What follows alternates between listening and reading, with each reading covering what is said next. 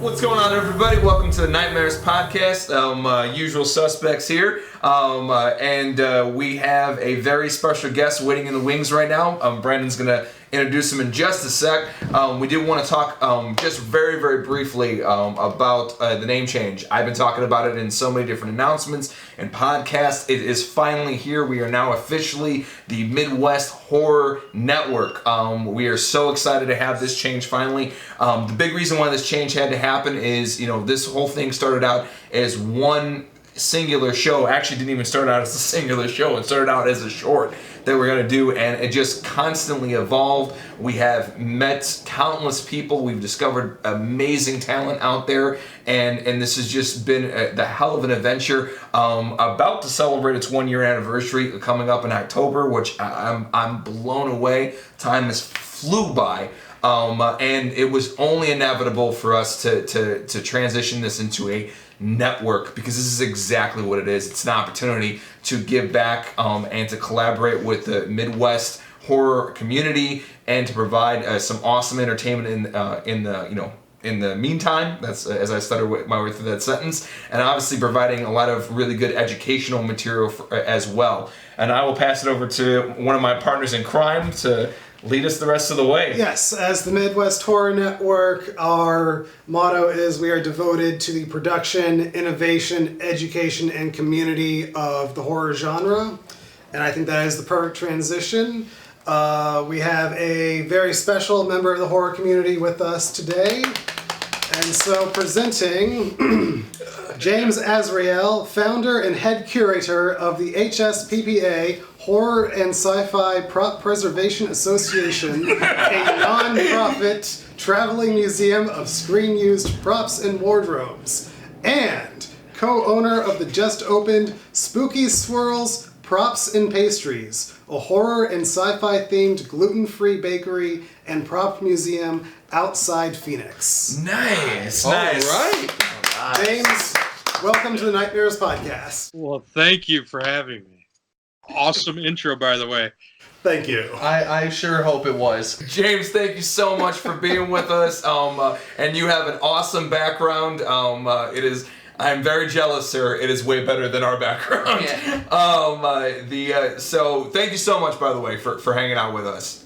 Hey, thank you for having me, and congrats on the name change and all that. That's pretty awesome. Thank you, sir. So, as we've discussed, together, I think we're gonna do things a little differently than we've done in previous podcasts. Normally, we talk about horror genres, and then we deep dive into different things.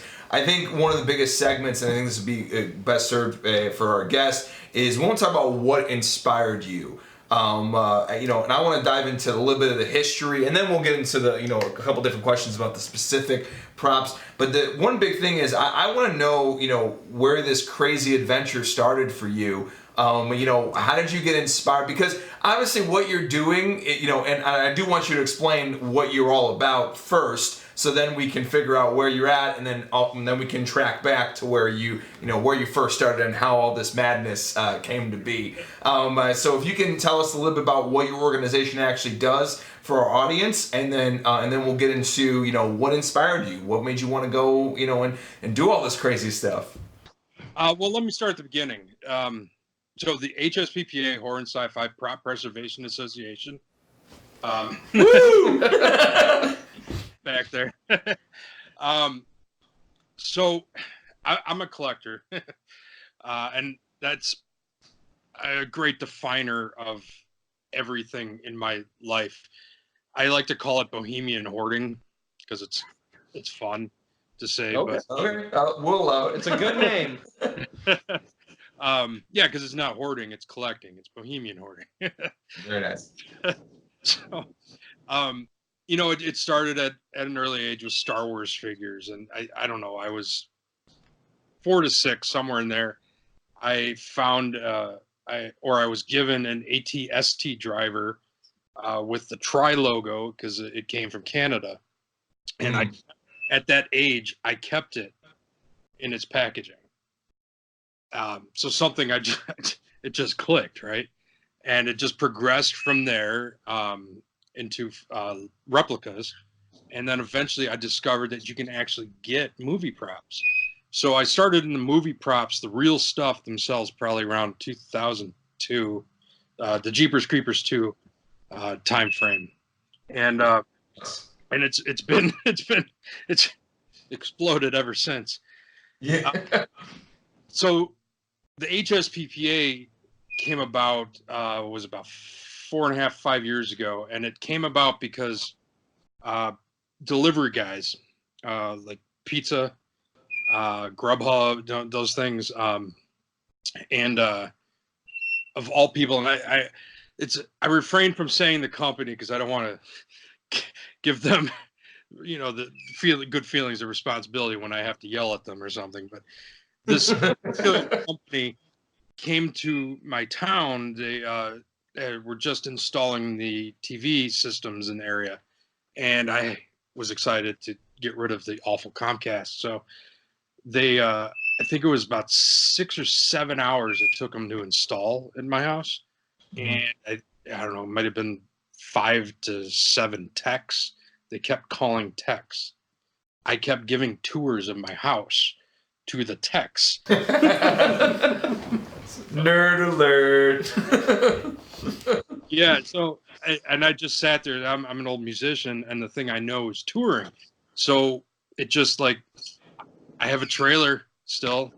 Let's throw it in the trailer. Let's go to conventions and share it. It's the idea of and I always, like, my dream home was to stow away in like the Science and Industry or Field Museum and just live there and just love museums.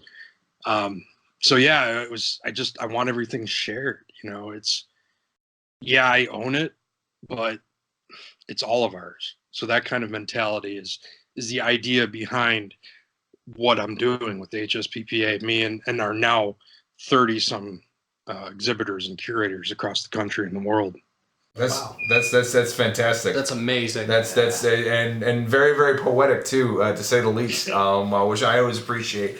I think, and one of the things I was curious about too is when a lot of your stuff is, you do have other films and other things, science fiction and superheroes and everything else, but it seems like a lot of it is horror based. How did you get into that world? And you're obviously a fan of horror, so I mean, how did that craziness start as well?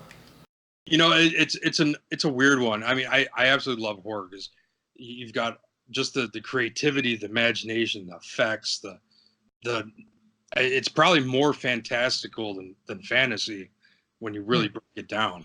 Because there's very little reality involved when you got like Freddy Krueger or something. But right? Yeah, absolutely. For real. Which I'm gonna derail this for a second, which is kind of a unique thing with like the Saw movies. Mm-hmm. Those are probably, if I had to choose something in horror that is the most terrifying that's out there, I choose Saw based on the fact that everything in that could happen. Yeah. That's fair. Yeah, it is fair. There are even traps and things in those movies that I recognize from real life.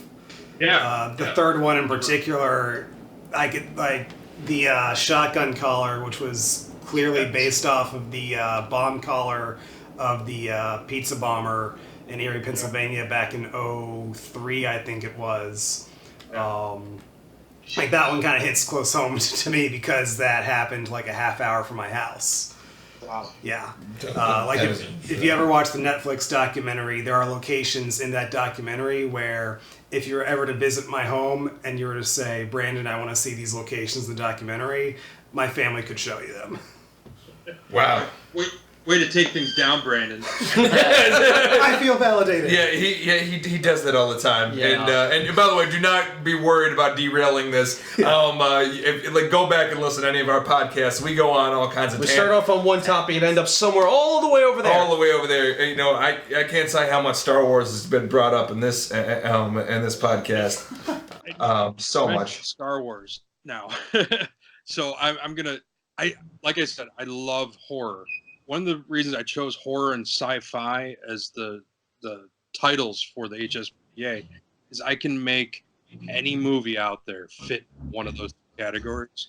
and they generally fit in both. And all the way down to Disney, which is awesome because I am able to display everything from Jason's machete to Ariel's little flower thing, or Silver Surfer, or I don't know, you pick it. It all kind of fits.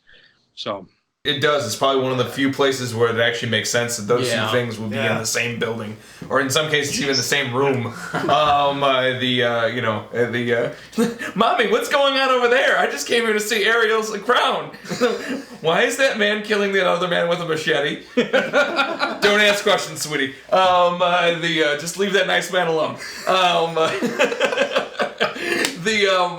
So about horror, it just never frightened me growing up. Like I mean, it spooked me, but I remember from an early age just watching the old Hammer and horror and Universal, the old Wolfman, and early on Freddy. Freddy is one of my earliest. Nightmare on Elm Street 4 in particular. In 4th grade, right as it came out, I dressed up. I don't know how old you guys are, but I'm gonna date schools for you for a second because I believe you're younger than me. I dressed up as the VHS box for Nightmare on Elm Street 4, right as it released. So, and it was all homemade, right? So I had a cardboard box with armholes, and the poster on the front. I wrote everything out on the back. But then here's the kicker: is my parents refused to buy the $5 plastic Freddy glove at Walgreens. Right. not jealous. A garden glove and 4 butter knives that we jammed.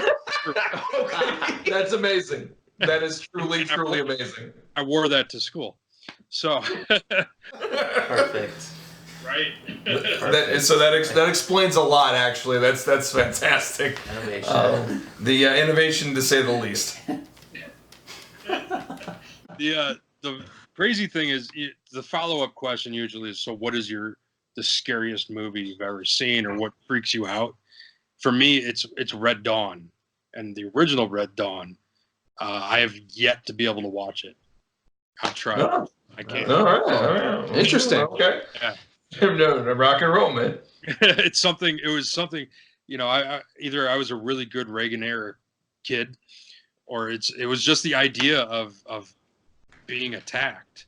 The Russians are coming type thing. Wow. Wow. Fair enough. That's interesting. All right. I love delving into people's fears. It's an interesting road to go down. It's the remake with no issue. Yeah. The remake was... the remake. It's a remake. Let me make sure this is on. Kim Jong, I am not afraid of you.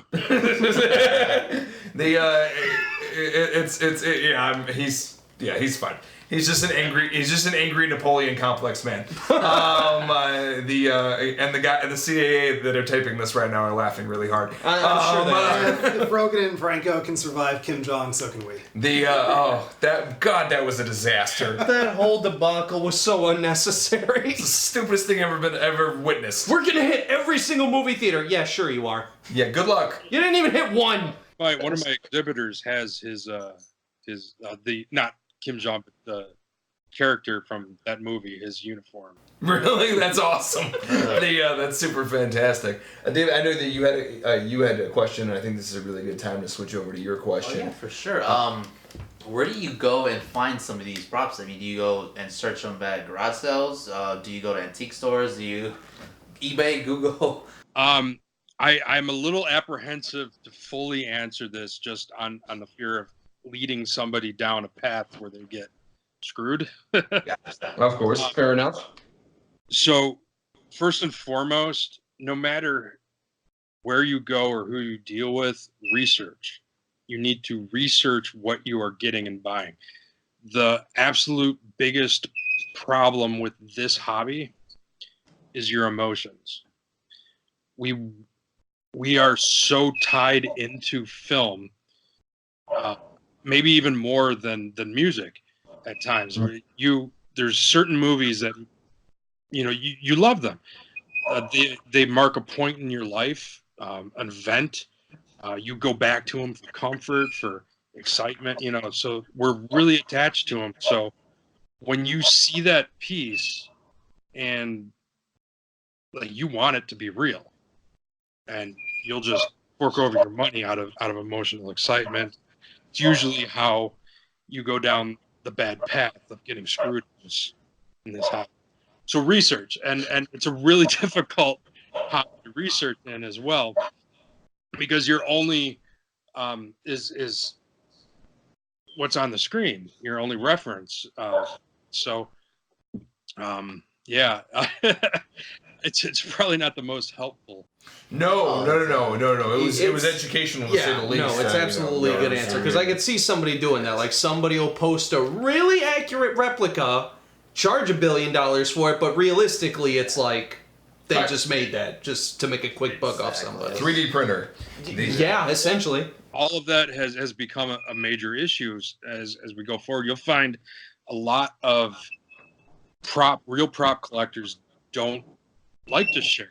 One of the biggest goals I've had with the HSPPA is getting the collectors to bring their stuff out. They don't want high def pictures of them as replicators. You know, they want that little piece. Yeah.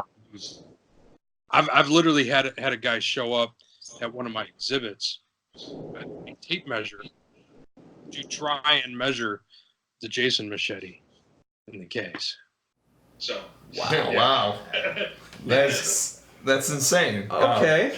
I also answered another one of my questions that had basically the feeling that you get when you have these props, or how you emotionally attached you guys are when you collect these props. Also, when I was a kid, I used to collect WWE figures, and I still do.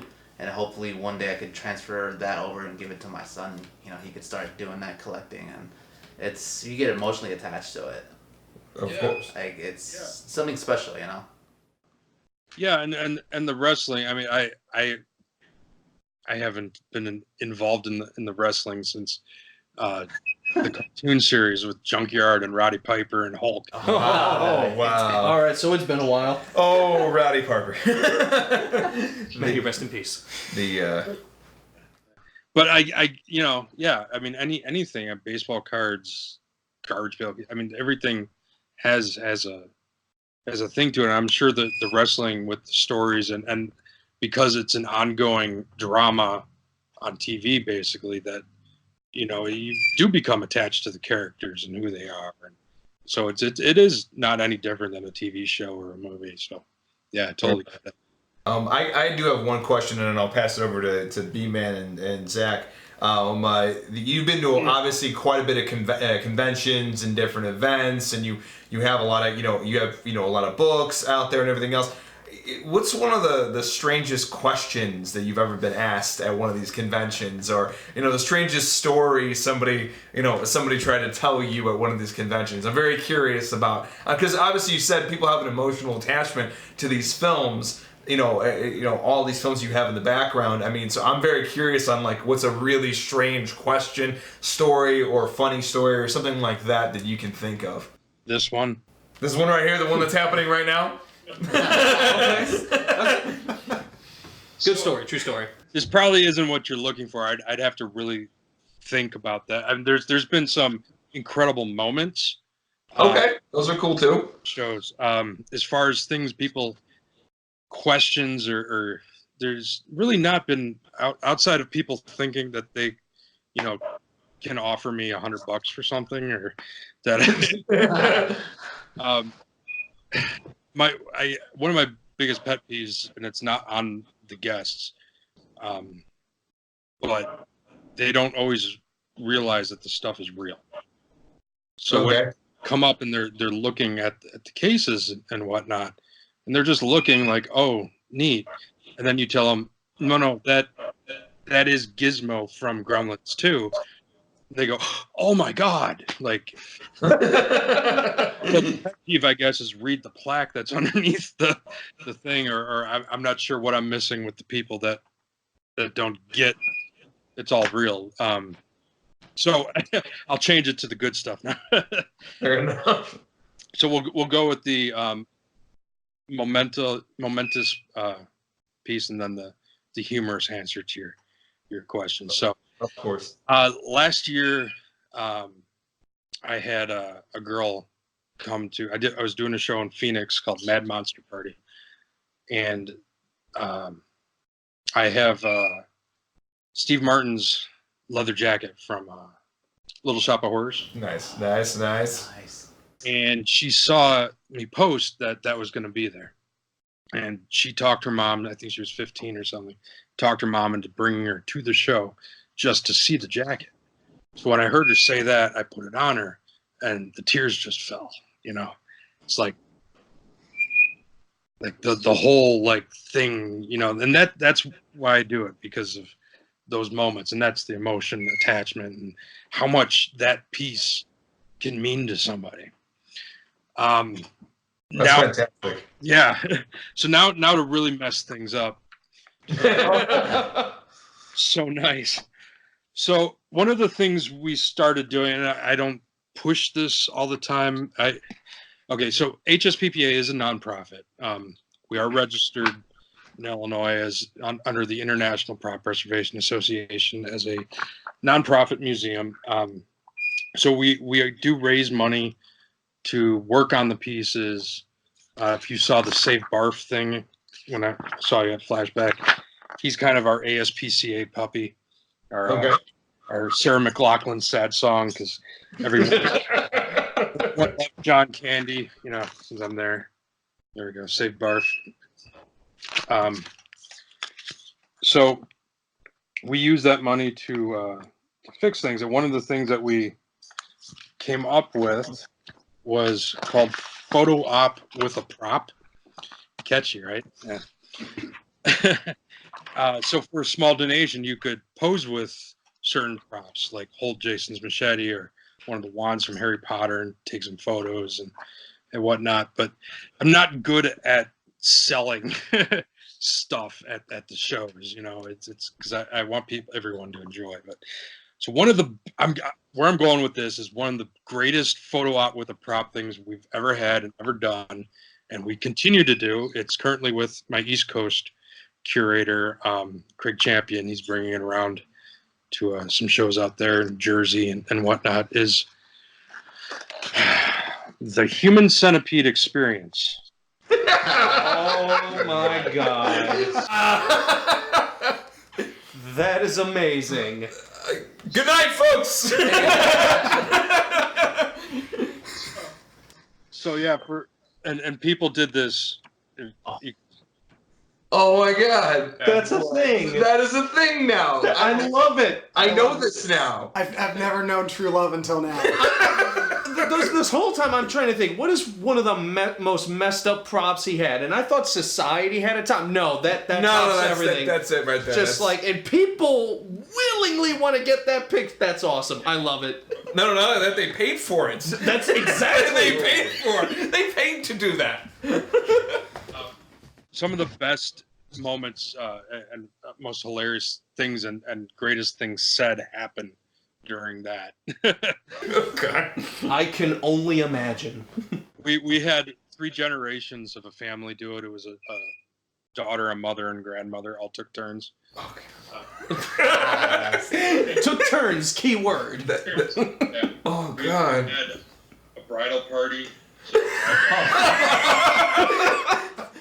Well, I could just see going through that wedding album, and there's Uncle Joe, there's Christine, and then there's my maid of honor and me and your little cousin doing a Human Centipede. It was crazy. Was that for the bachelorette party? No, it was for the wedding day.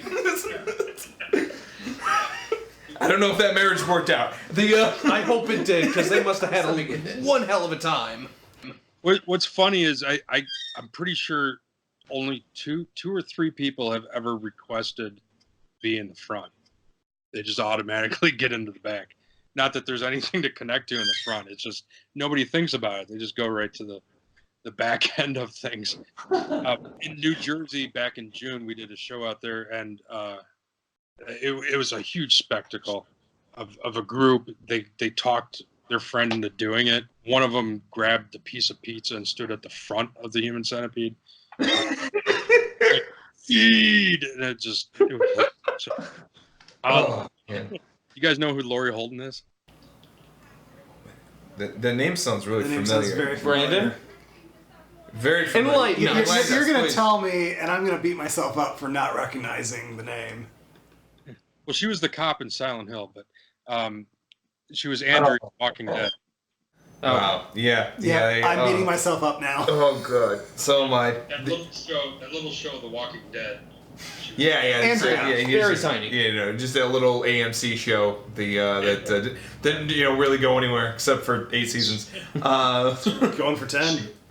She was at the New Jersey show, and we really weren't paying attention. It was a dead moment. She was just walking by with the people from the show, guiding her to where she was going, and a guy she was with just took off running at the human centipede, and like he could not get down fast enough. So it turns out it was her boyfriend. And so there I can't repeat what was said. Fair enough. The statutes of limitations have not run out yet. No, we will leave that as it is. Out of respect, I've told too much, but Yeah, that's a pretty good collection of stories there. yeah. It was hilarious though. Let me tell you that. Oh no, that's absolutely. That was the same show. My East Coast curator Craig has the bikes from It, the remake, two of the loser bikes. Nice. And if I got a reference for you. There we go. So, It bike and It bike. That is awesome. Nice. Very nice. So, at the same show, Michael Rooker we were right behind the stage where they did the panels. Nice. So Rooker came over and took the bike and rode around on it. Convention. His Henry rode the It bike. before other people get ideas, his agent cleared it with us. We Okay. yeah, we made sure the tires, everything was good, but it was very, very humorous just to have Rooker just grab this little kid's bike, and just start riding it. Pedal off. And then, he did his entire panel sitting on the bike. It was pretty entertaining. So, did I answer the question? No, you did thoroughly answer the question. I want to say yes. The judges, yes. I'll take human centipede for 500, Alex. So I know Zach. I'm sure you have a few questions. I know there's a few props that you wanted to talk about as well. Yes. So the main prop I wanted to ask you about is your Friday the 13th Part 7 machete. Yeah. Kettle shirt. Oh. Yeah, we went to an early screening of Ready or Not last night, and we got a free shirt from it. Is that a tea kettle? I think Yeah, so. that is Yes, a tea that kettle. is Yes, that is a tea kettle. The lot of fun of a movie. Definitely Anything worth could be checking out. used as a weapon if you are creative enough. Okay, I just wanted to make sure I saw that right. So, Yeah. It is a tea kettle, ladies and gentlemen, Yes. and it is an excellent weapon if used properly, especially with hot water. Against butlers. That's not a spoiler. By the time this goes up, the movie will have been out for a week. Hang on. I need to boil his tea first. How dare you interrupt me during tea time? My 8:30 tea time. Yeah. No. Oh my god. All right. All right, yeah, back to business. So yeah, the Friday the 13th Part 7 machete. How did you? Well, I guess you've already talked about acquiring these items, but oh my god, I'm in love. There it is. In case you haven't figured it out, Part 7 is Zach's personal favorite of the Friday the 13th Part 7 franchise. is my absolute favorite. It was my first Friday the 13th movie, and oh my god, that is amazing. And that's the one Kane Hodder actually used on camera, right? Yeah. This is the Steel Hero version, and Cool. it still has some dirt and mud from the when it got stuck through the Yep. Nice. Oh, I wish the MPAA didn't butcher that movie. They're literally the horror's worst enemy was the MPAA, and it still is to a degree, but still. They wanted to give Scream an X rating. Come on, of all movies, and I'm a huge fan, but they want to give that an X rating. That's ridiculous. X is not a recognized MPAA rating Anymore. Or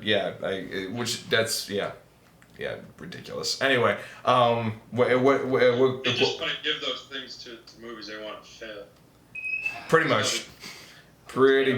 Can't handle blood, guts, and They're gore. just dicks. They really are. They we'll really are the bane of the horror industry. Yeah, we'll go with that. I could agree 100% on that one. It's like CGC. It's just some schmuck sitting in his garage or his basement, judging other people. Brandon? With no credentials, and they stay anonymous. No credentials whatsoever. Yeah. So I guess my big question, of course, we met each other at Flashback Weekend, and we talked a little bit about this there.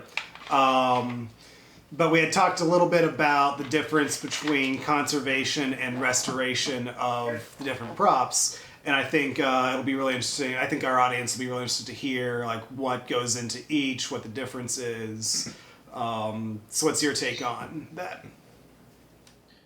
Apparently my little lovebird has an extreme opinion on that too, if you heard.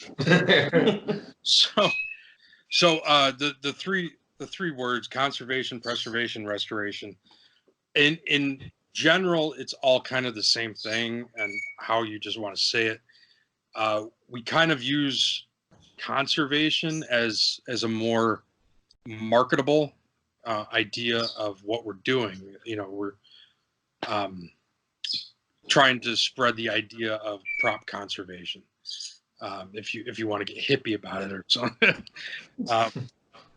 I look at as preservation for generations to come. And that's my goal with any of the restoration that we do, that it stays in the preservation area. There's some people, they want the stuff to look perfect. They want it to look new. They want it to be maybe just like it was on screen or how they envisioned it. But at some point, depending on what has happened to that piece over time, if you change and add too much, is it still the piece? You know, is it, if we take Jason's machete and we cleaned it, is it still the Part 7 machete? Good point. Yeah. I have a visual here. So preservation, like I said, is what I like to do. I like to preserve how it looks and keep that patina that it has. So are you guys familiar with Baby, Secret of the Lost Legend? No. I'm no. Okay, it's from 1984. It's a adorable Disney movie that has. Do you know who the greatest American hero is? Yeah, greatest isn't that's the movie? Isn't the movie with the mouse? The TV show with William Catt. He school teacher. He got an alien suit and he was a superhero, but he sucked at it. Like he didn't know how to land, so he would fly, but then he'd have to crash into things to land and stuff. It was hilarious, but he stars in it along with Sean Young. He's a archaeologist and she's a reporter, or vice versa, or something, and they're in Africa doing stuff. And on the last day, they stumble across a baby brontosaurus. Oh. And his mom, and then there's poachers that kill the dad and take the mom, you know, typical Disney fashion. So they're trying to protect the baby and rescue the mom, blah, blah, blah. There's dinosaurs in Africa. So it's one of the earliest movies I remember watching that my parents would rent, and it was just great. So when my buddy found Baby, this is the maquette. No.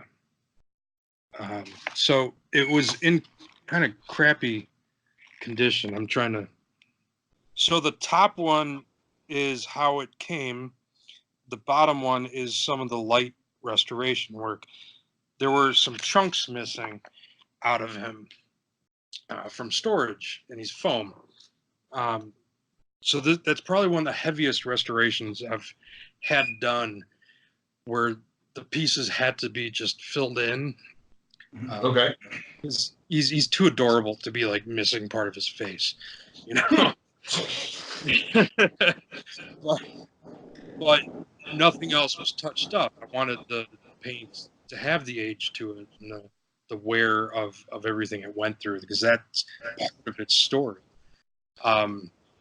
So all of this, that's to me what the preservation is preserving it how it is now, not how it was then. And a lot of the stuff comes off set, pretty messed up anyway. And just keep it going for years. The full-on restoration stuff has its benefits, and there's argument for it and everything. I'm not really keen on it. Like I said, at what point does it become a replica? But so yeah, so that's kind of the down the 3 words. There was a second part to that, right? I think you went into preservation, restoration, and conservation. So, and then, which one do you enjoy doing the most? Or are they pretty equal for you? Well, I mean, the conservation, I guess, would be more like what I do with the exhibits. Okay. Mm-hmm. Sharing it and spreading the word and everything about it. The preservation is what I pay other people to do. Fair enough. There you go. Because I have no skills myself. Tom Spina designs. He worked on Baby. He did. I don't know if you saw my Robin Williams, What Dreams May Come.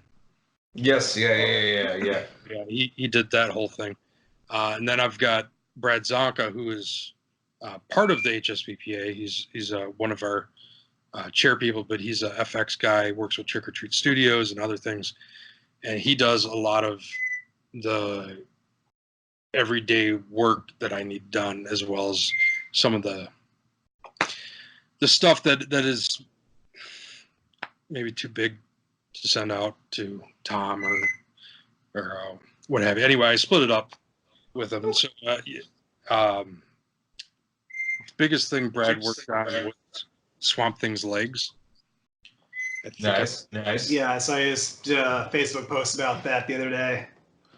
Yeah. Swamp Thing is discussed quite a bit in this podcast. Yeah, do you have you seen Return of Swamp Thing? That one a long time ago. Okay, so the legs I have are from Return of Swamp Thing. Yes. Do you remember the little redhead kid in that? That Daniel Emery Taylor. He's part of the HSPPA, so we joke that he's one of our props, and we just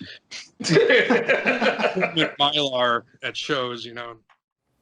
We're going to preserve him. Yeah. Can I come out of the glass case now? No, you're still on study.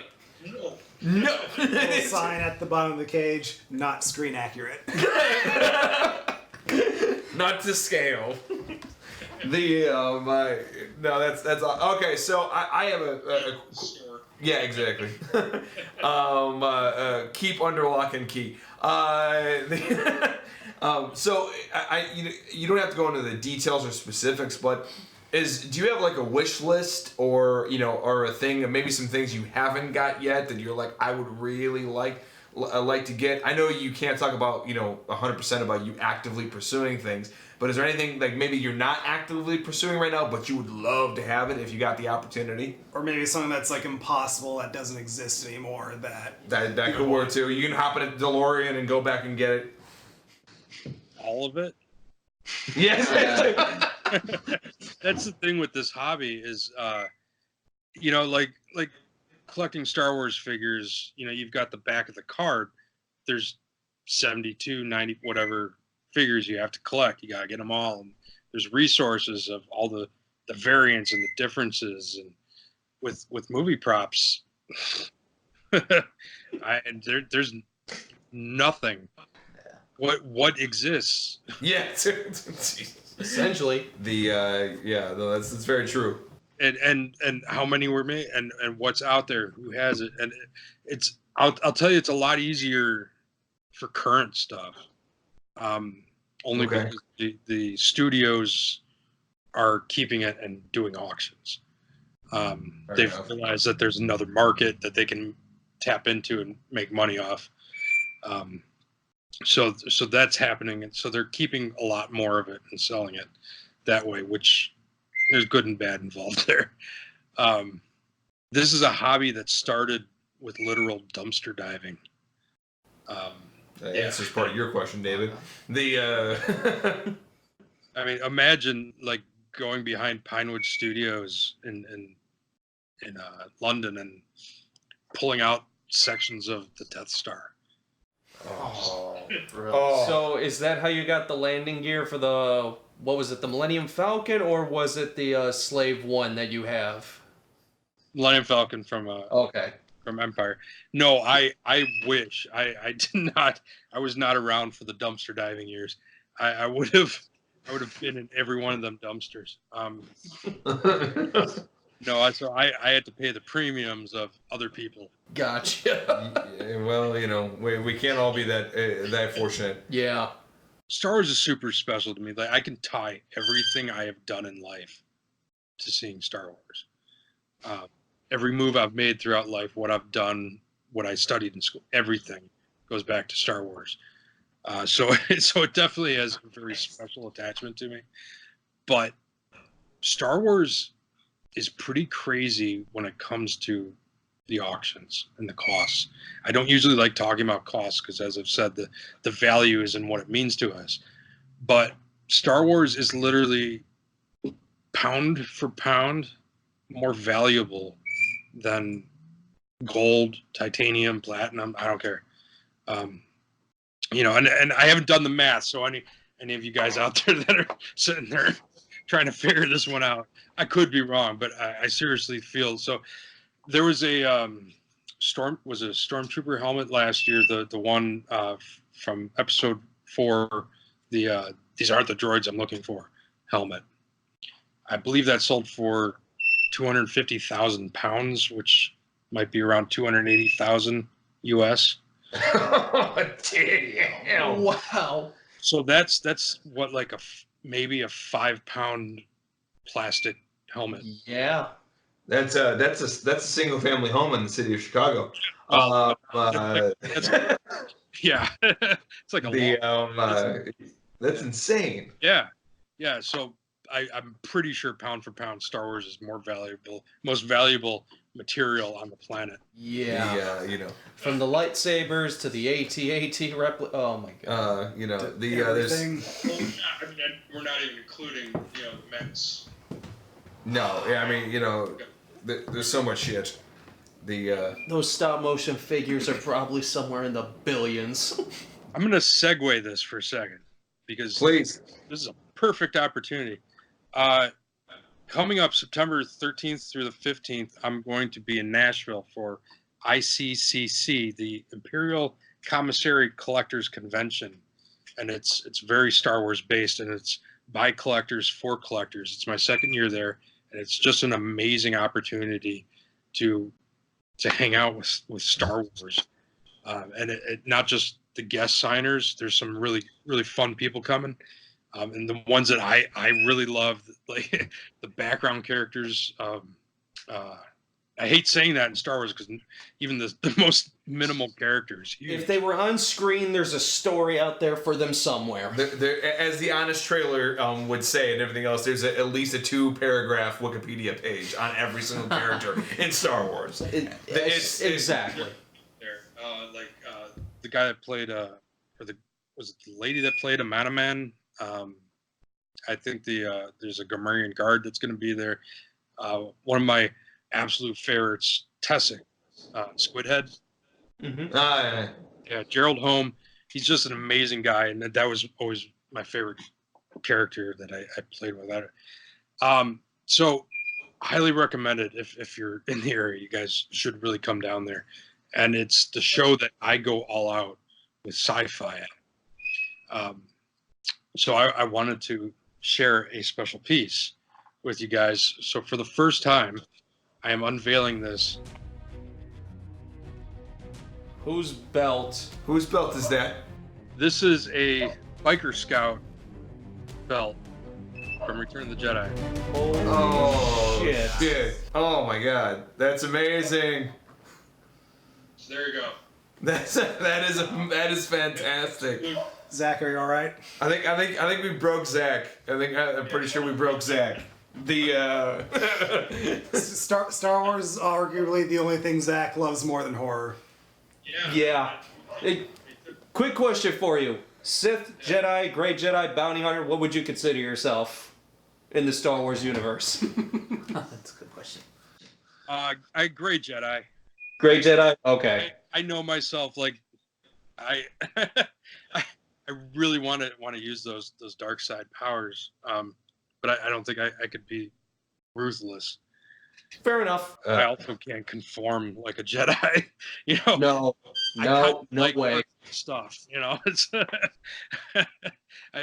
have yeah. There's a reason the Jedi get them asses handed to them on a, timely basis in every era, so. Actually, that's actually a pretty good question to ask. I know what Zach is. I don't even have to think about that shit. But Brandon, Sith. There's no. Oh yeah, There's I no know that. ifs, ands, or buts about it. I know the Sith code like the back of my head. You say it, but I don't think you would when it came down to it. I don't think you could just completely annihilate a planet or. Nice. Moving on. Have you seen how Earthlings act sometimes? I was about to say, there's times where I'm like, The I mean, yeah. I'll save the cats and the sharks. You I don't know about the rest of humanity. Yeah, it's just, well, at least you have, there's a line somewhere. Brandon, what would you be? I'm curious. Does he even know enough to answer this question? That is a good question. I'll let you think on it, because mine's most likely be a Grey Jedi, but I would probably be tossed out of it to go be a bounty hunter because I love capitalism.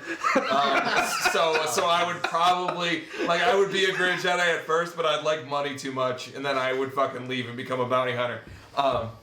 Is there? I don't think, and I definitely could be wrong here, but I don't think that there's any restrictions per se on a Grey Jedi. He's just more. No, that's the thing. Grey Jedi can do essentially whatever he wants, as long as it's balanced. I always strive for balance in my life. Belt is better than a checkbook. This is true. But I always strive for balance in my life. I never want to go too good or too bad. I like to be a centralist.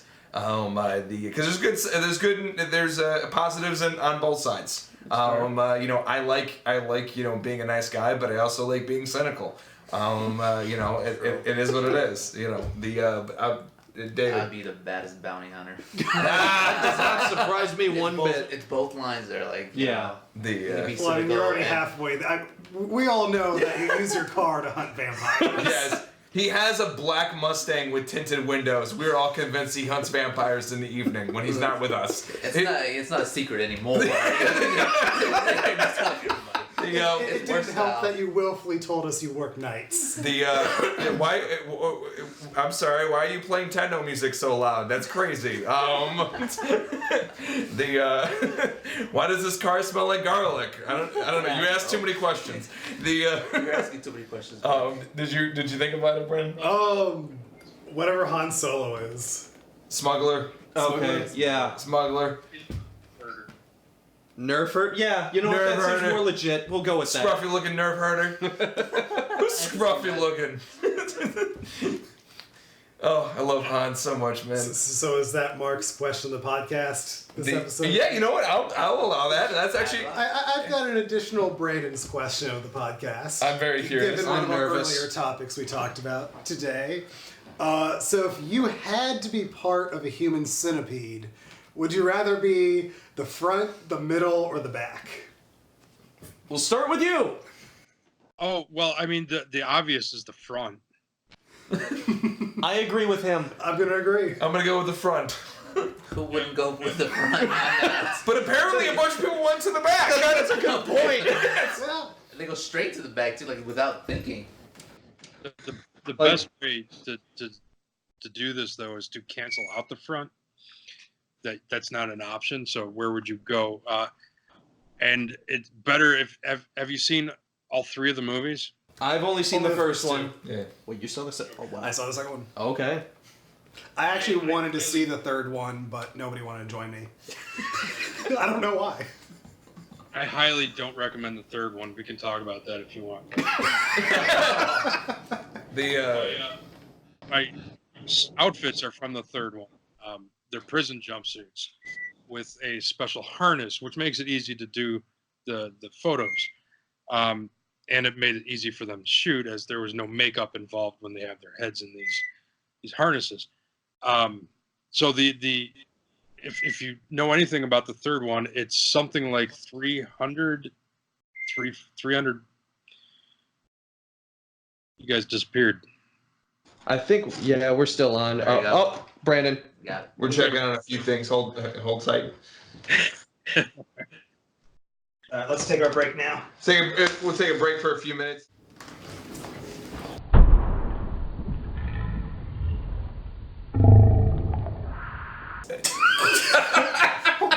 You hit the fuck you bone. That gets edited out. No, it doesn't. And we're back And we're back from from technical difficulties. typical difficulties and a break and Brandon's injury. And Did it hurt? You liar. And we were talking about Centipede 3, Human Centipede 3, because why the hell not? And James has made a wardrobe change. It's his new prop that he'll be presenting to Lady Gaga for her next show. He's very excited.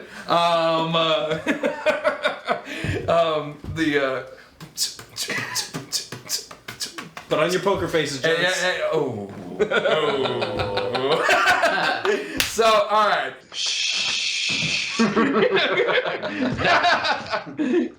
I love it. Oh, he has a hand too. And now we're just going to be little kids. All right. Now we're back. Now we're really back. All right. So we have, like I said before, we were talking about Human Centipede 3. And I'll let James go ahead and wrap up that discussion and that story. And then he can talk about what's on his head right now. So I really don't remember where I was going before, other than to say Human Centipede is god awful. The last, the first movie is really quite a good movie. Subject matter depends on who you are, but the movie itself, it's well made, well shot. It's got a solid story and just well done. The second one was disgusting for disgusting sake, and the third one is just god awful. So, this is where I was going there, because there's like 300 people in this chain of Centipede. So, with your question as to where you would be in the chain, that's the one you have to bring up, and the front is not an option. So, where would you be in that 300 chain? I mean, I know my answer.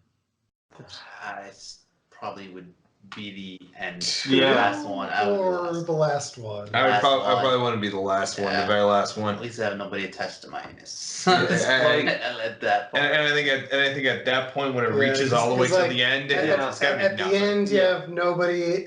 Yeah, like David said, you have nobody attached to your anus, but also you're getting the pass through of 299 people going into your mouth, whereas That first one, man.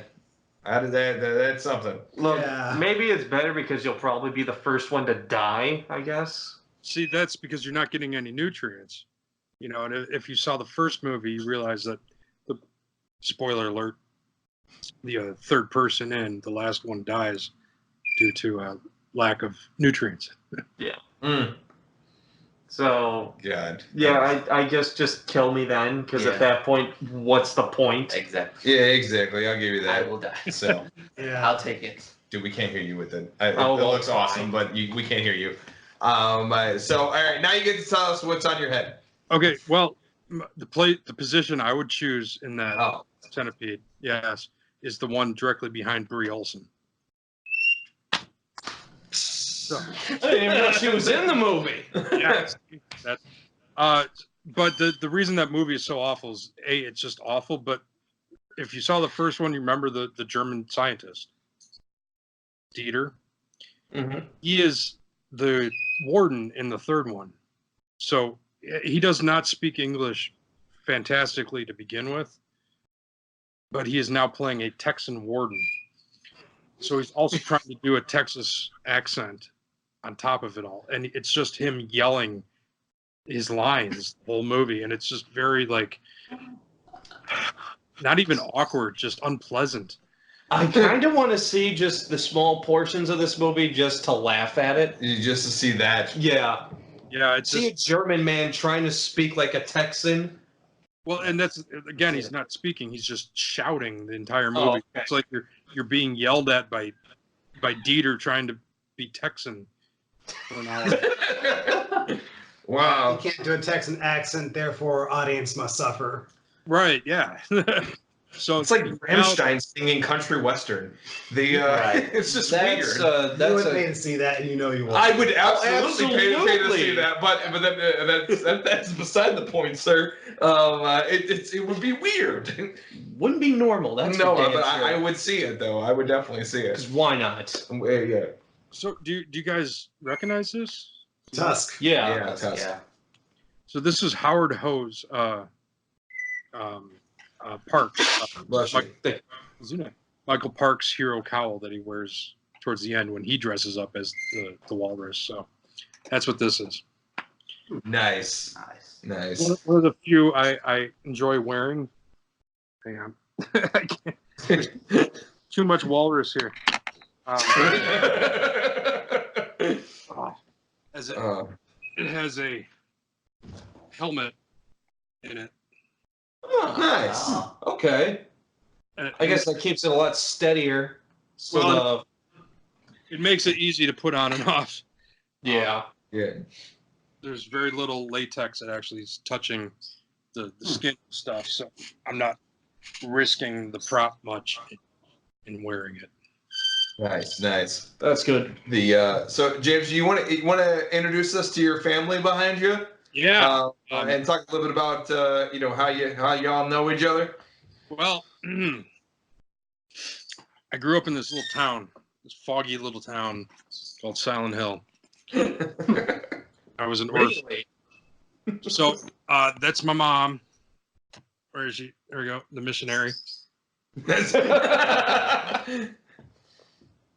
is hard to like manipulate this. There we go. Right? Yeah, we can Yeah, see there it. you go. You got We it. got You a got pretty it. good view. Okay. I can't see what I'm showing you. That's why I'm. Yeah. So there's all this stuff is from Silent Hill. Most of it's from Silent Hill 2, but the nurses, the dresses and hats were also used in the first movie. Nice. Very nice. Technically, it's from both. The Gray Child. You remember the? Pyramid Head. The big man himself. Yep. So that Pyramid Head, in particular, is the FX one at the end of Silent Hill 2. You can see all the blood on the torso. He's in like some sort of a merry-go-round, and he rips himself out. He's like hooked, and he rips himself out. So that's where all the hooks ripped out. And then he battles the missionary, and there's a big slash along the side, kind of hidden by the nurse's head. If I can, this is weird going backwards. Right there. Nice. There's a slash in there where the missionary stabs him in the side of the head. Nice. And then I've got his sword back there. I can't even get to it. The friggin' 7-foot sword. Oh, that's fine. You're good. I mean, just having all those up there is just freaking epic. And you got Uncle Spider-Man right there. He's just like, yo, what up? That's here he is. So that in an that's episode of Sesame Street, this would be like one of these things is not like the other. One of these things does not belong. Which Spider-Man suit is that? well, it's funny because when you say that, which one of these things does not belong? That Spider-Man, in particular, is the most belonging of all Spider-Mans. That is. Are you guys familiar with Canon Films? Yeah. Yeah. Yeah. So that is the Canon Films Spider-Man. Where'd my reference book go? In 1984-85, Canon Films got the rights to Spider-Man, and they were trying to make the movie. And so here's the thing: Spider-Man has a history with horror, and it all comes back to this one. Tobe Hooper was the first director attached to this. You guys know who Tobe Hooper is, yeah? Oh yes. Yeah. All right, you're quiet. I wasn't sure. Yeah, we're in suspense. Yeah. We're waiting for the story. Okay, so Tobe Hooper was attached as director. They were trying to get Tom Cruise to play Spider-Man. So you laugh, but I mean Tom Cruise was nobody back then. Yeah. I was gonna say that. I mean, It's 1980. 84, 85. Yeah, that's pre-Top Gun. Yeah, I mean that's risky business. Yeah. Yeah. That's it. Would have been interesting. So obviously that never happened, but none of this ever happened. So Tobe Hooper's attached. I'm going to show you right here.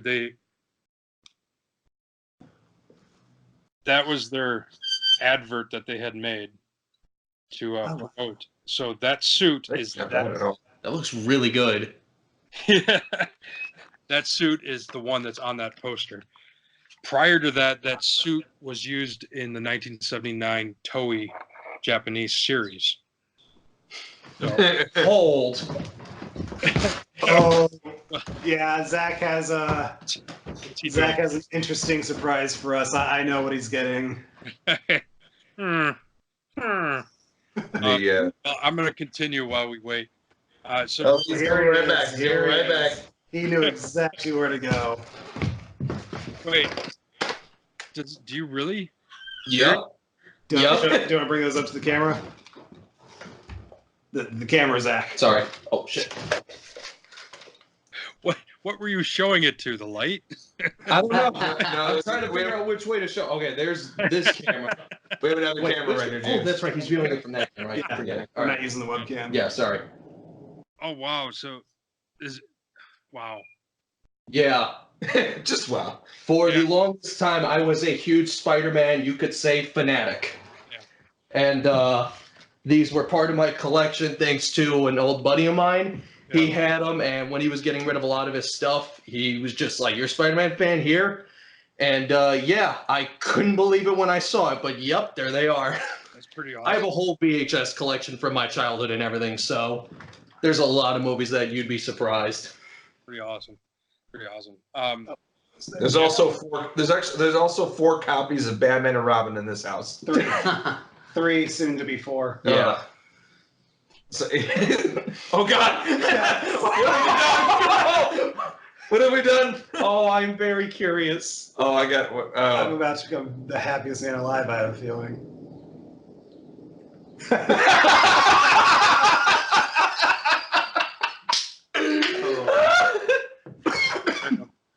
That is great. Oh man! Oh, in the search of more money for more toys.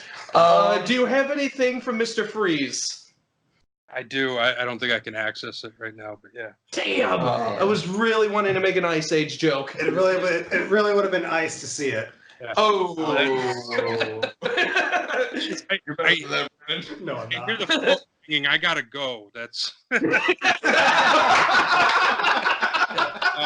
Just remember, I got a thing. I got a thing I'm gonna go to, like not being here. You know, I don't know. Yeah. Actually, Jim, I was gonna say a funny story too for wow, you really did leave. He really did. No, I was actually in an ice bar in Vegas where the whole thing is made out of ice. They have ice sculptures and everything else in there. And a good friend of mine who were all film fans, we made ice puns from Batman and Robin for about 45 minutes until they asked us to leave. Oh, Got a bit of a glare. Wow. You see it, Brandon? Yeah, I see it. yeah, I see it. See it? Nice. Oh, awesome. I do have one of the diamonds from the freeze engine, but I'm not sure where that is. It just keeps getting better and better. I'm sorry. What were you saying about the meth bar? No, well, I mean that's a different story in Vegas. It was an ice bar. You can go there. The whole thing's made out of ice. They give you actual ice glasses to drink. It's a fun experience. But we just made ice puns from Mr. Freeze for 45 minutes. It was fucking fantastic. And then they asked me to leave. My buddy actually walked up to the bar and he's like, it's a cool party. And then he shouted from the other end of the bar. He's like, hey Mark, we killed the dinosaurs. And it was like, the Ice Age. My wife is frozen. And I'll team up with Poison Ivy even though it doesn't make sense. I mean, if Uma Thurman asked you to team up with her, why wouldn't you? Yeah, no, you do bring up a good point, my friend. You do bring up a good point. That is hard luggage. So let me finish about this guy. Gotcha. One of my favorite stories. No more of this nonsense with Batman. So it starts here with Tobe Hooper. For those at home, I don't know why they're watching this and wouldn't know Tobe Hooper directed and wrote Texas Chainsaw Massacre. So as within like the next year or something, Tobe Hooper leaves because he and the two guys at Canon, I can't think of their names, were arguing about Texas Chainsaw 2. So they brought in Joseph Zito as the new director.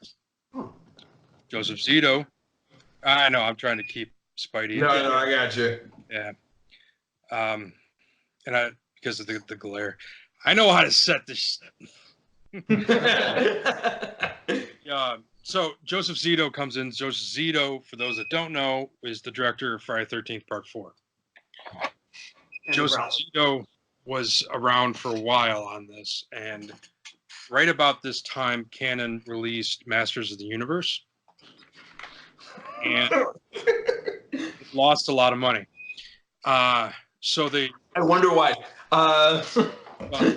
They cut the budget then for Spider-Man in half, so Joseph Zito walked.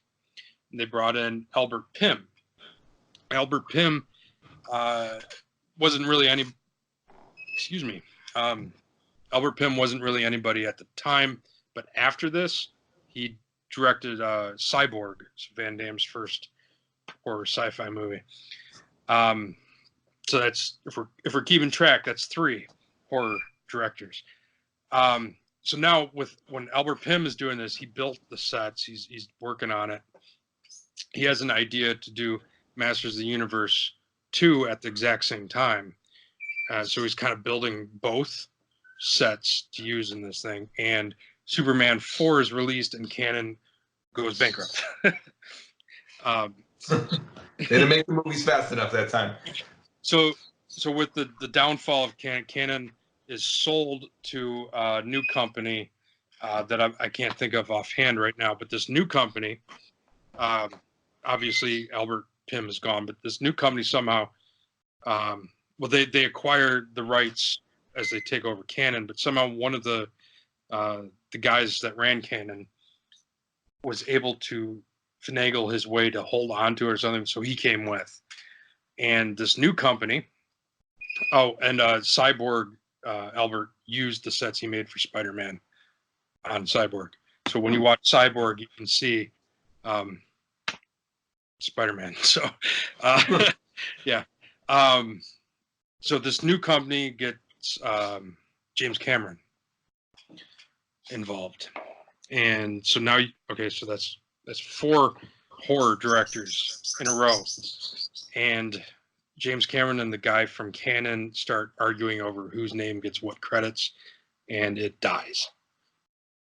I think it was like 2 years later, Sony got the rights, and Sam Raimi is brought in, and we actually get Spider-Man. Sam Raimi, Evil Dead. Big horror guy. I'm sorry if they don't know who Sam Raimi is, then we got bigger problems. Yeah. Now it doesn't stop just there, but you can see how Spider-Man has now been connected to horror for over 85. So I'm not going to do the math. So we're over 15 years. Yeah. Of horror connection. Let's jump ahead. I couldn't find anything with whoever did Amazing Spider-Man, but the guy who did Spider-Man Homecoming and the new one, he directed Eli Roth's Clown. So every Spider-Man movie, except maybe Amazing Spider-Man, has been done with horror involved. And if you read the script that they were doing at Canon, it was a straight up horror movie. Like it was nuts. Oh man, I don't want the brothers to like sue me for talking about it still. That would have been a very interesting thing to see. I would have loved to have seen how that turned out. Yeah, they had like Doc Ock with, I don't know, like he was just rampaging, killing people. They had Bob Hoskins was who they wanted for Doc Ock. It was crazy. Like they definitely knew nothing about Spider-Man when they did this, so it was pretty crazy. I don't think Bob would have said yes after Mario Brothers. Well, that would have been before Mario Brothers. Well, it would have been more before Mario Brothers. Okay, Yeah. So When was Mario Brothers? 93. wow, I thought it was in the late '80s. Wow, okay. I mean, at the very least, the costume would have looked good. Yeah.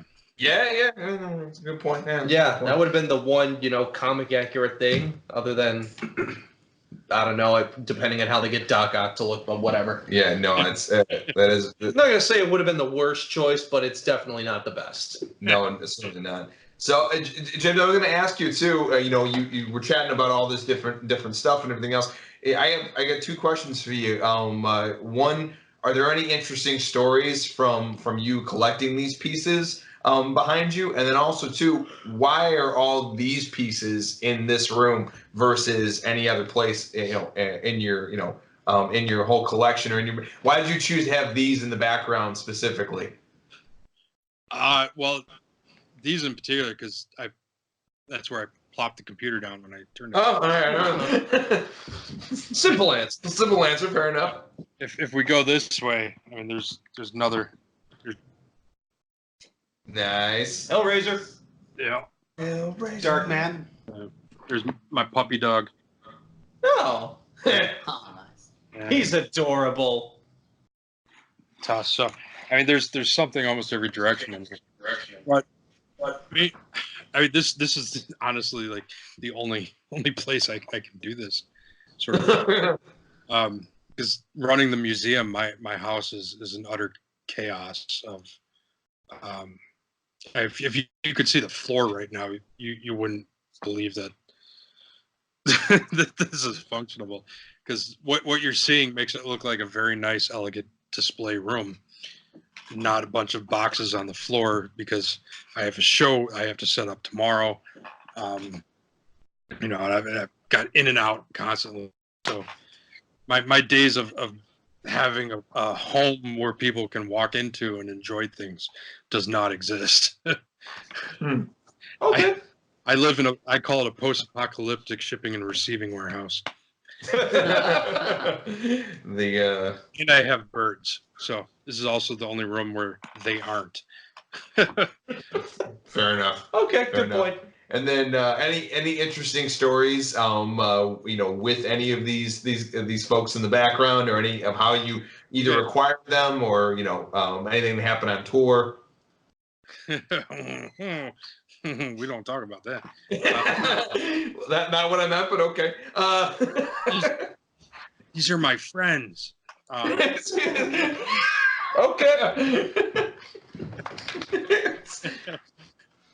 Okay, so I'm not going to give the whole story here, but the Pyramid Head, when I was getting him.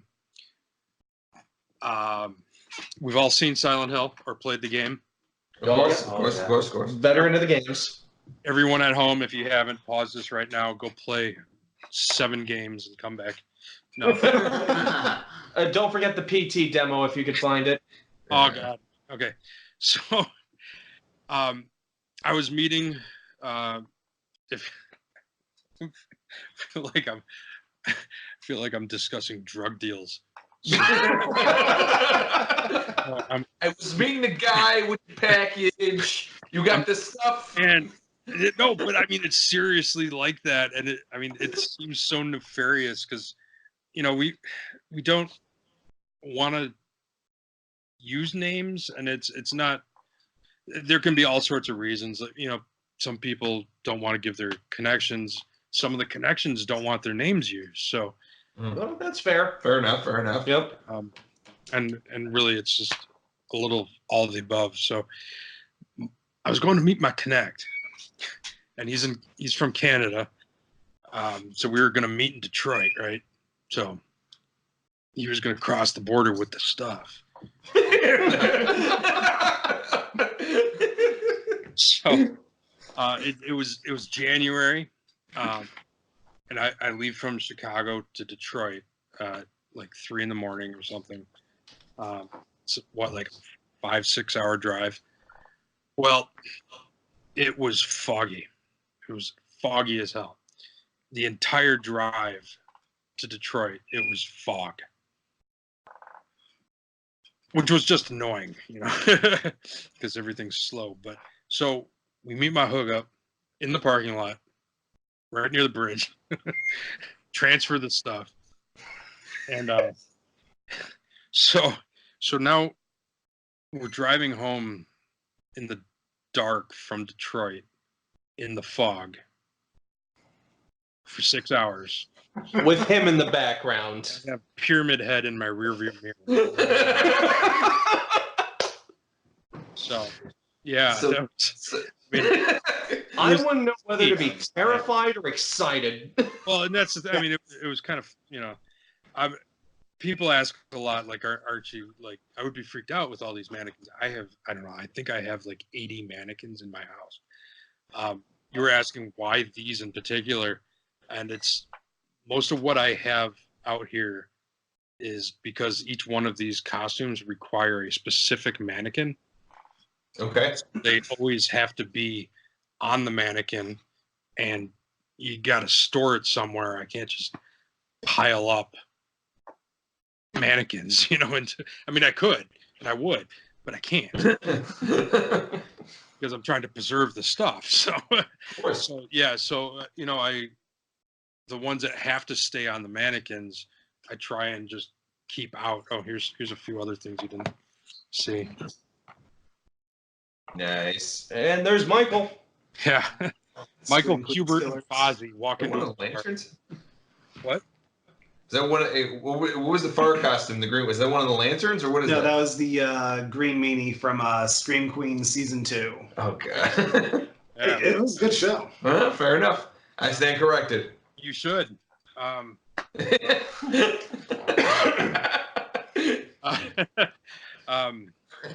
So they have to be here, and so I just set it out so that it just kind of works.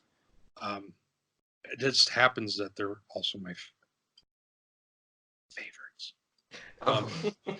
Don't worry, we won't tell them. Don't tell the ones that are in the garage. They'll never know. That's a movie right there. Whenever he leaves the house, everything just comes alive like some twisted version of Toy Story. Yes. Hey, James, is your garage door just open? It's a bunch of mannequins running down the street. Not at the museum, horror edition. We're free. Oh, that would be wild. I mean, the stuff I have here, because right now the T1000 is out in the garage. I don't want to mess with that. Wait, T1000? No. Oh, that He was is so excited. Oh. What about a T800?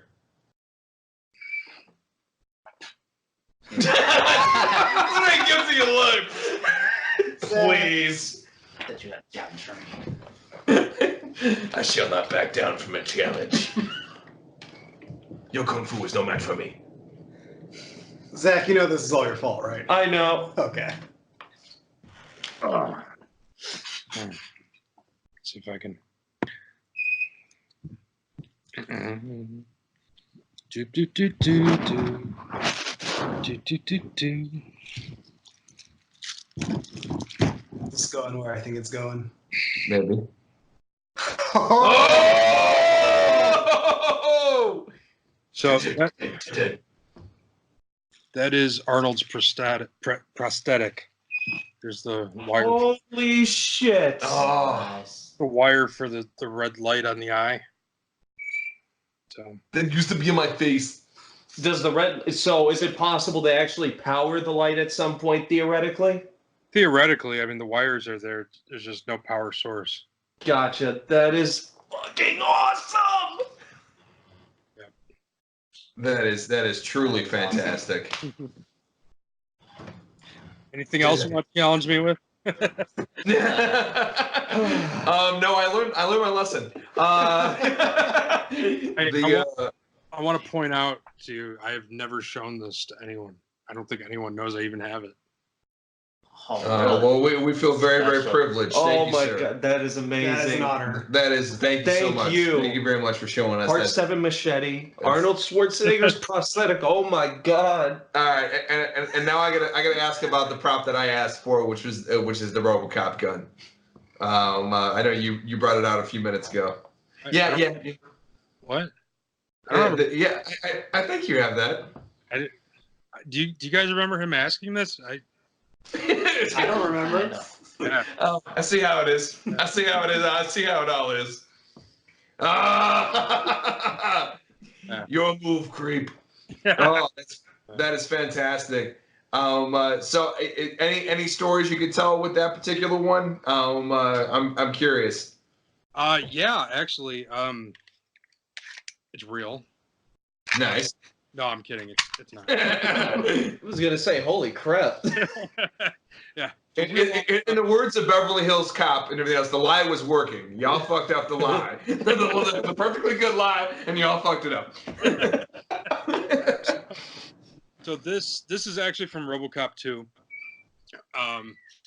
It's an airsoft version, and it's from this was the very first thing that they had licensed to a Japanese company.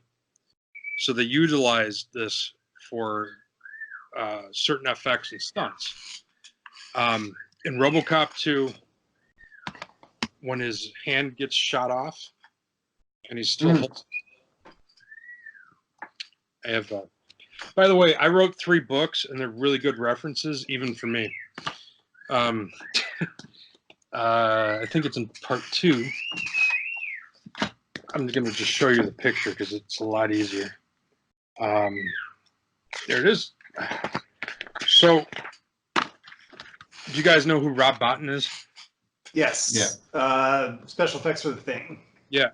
So he ran the Robo Shop for RoboCop, did all the stuff and whatnot. So my buddy got a hold of stuff from one of the guys that worked in the Robo Shop. Is from his widow when he passed. And this gun was in there, and there were some VHS tapes and stuff of behind the scenes videos that have never made it out there. Oh, that'd be awesome. There's a whole segment that was in there of them testing this effect. Nice. Right? Nice. And so it's the one with there's like a fish line on there attached to the gun with the glove when his hand gets shot off. So this is one of those cases that's my pink chicken. This is one of the cases where we think it was used on screen. We cannot prove it was used on screen. It was used in that's it in that photo. The way FX work and just the physics of what they were doing there would be no sensible reason to test it and create the effect and then use a different gun, a rubber one or a resin one, because the weights are all different. Everything is balanced. Everything doesn't make sense. So all logic says this is the gun that was used when his hand gets blown off. If not, it's the one that was used to make the effect that did it at least. So it's RoboCop's gun. Yeah, no, that's awesome. That's fantastic. That's beautiful. Yeah. So there you go. Yeah. Now I'm happy. So yeah, we had a lot of cool stuff. Hey, that's fantastic. That's so fucking cool. Want to hold it? You can't reach it, Mark. You can't reach through computer screens yet. Yes, soon. When will then be now? Soon. So I definitely wanted to leave you an opportunity to plug a few things along with your books, but I definitely wanted to ask you about your bakery, because that's certainly interesting. I want to know what inspired that, and what got you into going that, and tell us a little bit about it, and also where it is, so our people can go to it. I'm co-owner of a bakery. It's Spooky's Swirls. It's a horror and sci-fi themed gluten-free bakery and prop museum. So with the HSPPA, there's over 150 screen movie props there. And my co-owners are also part of the HSPPA. So it all kind of, fits together. The way it came together is the show I had mentioned earlier in Phoenix, Mad Monster Party. I was coming out there last year to do the show, and Chris Sadlowski, one of my curators, or featured exhibitors at the time, this was her first show she was going to do with me, bringing some of her stuff out, along with her wife Lola, out, and they're both gluten-free pastry chefs. They ran a food truck out there at the time called Spooky Swirls. And when they showed up, to me and my crew, they had a box full of cupcakes with little Jason hockey masks on them and fully edible bloody machetes. Oh, very nice. I love this. Wow. And they were delicious. Here's the thing is they just gave us the cupcakes. They didn't say anything about the gluten-free or whatever. And they were just absolutely mind-blowingly delicious. That night, Nick Benson was doing the show with me. Nick Benson is a FX, if you will, legend. I like to call him a legend. He worked on the Blob. Sorry, the point was to your shirt. Yeah. Yep. He worked on Society. In fact, the butt face I keep showing you, that's his page in the book. That's his little maquette he still has from it that he talks about.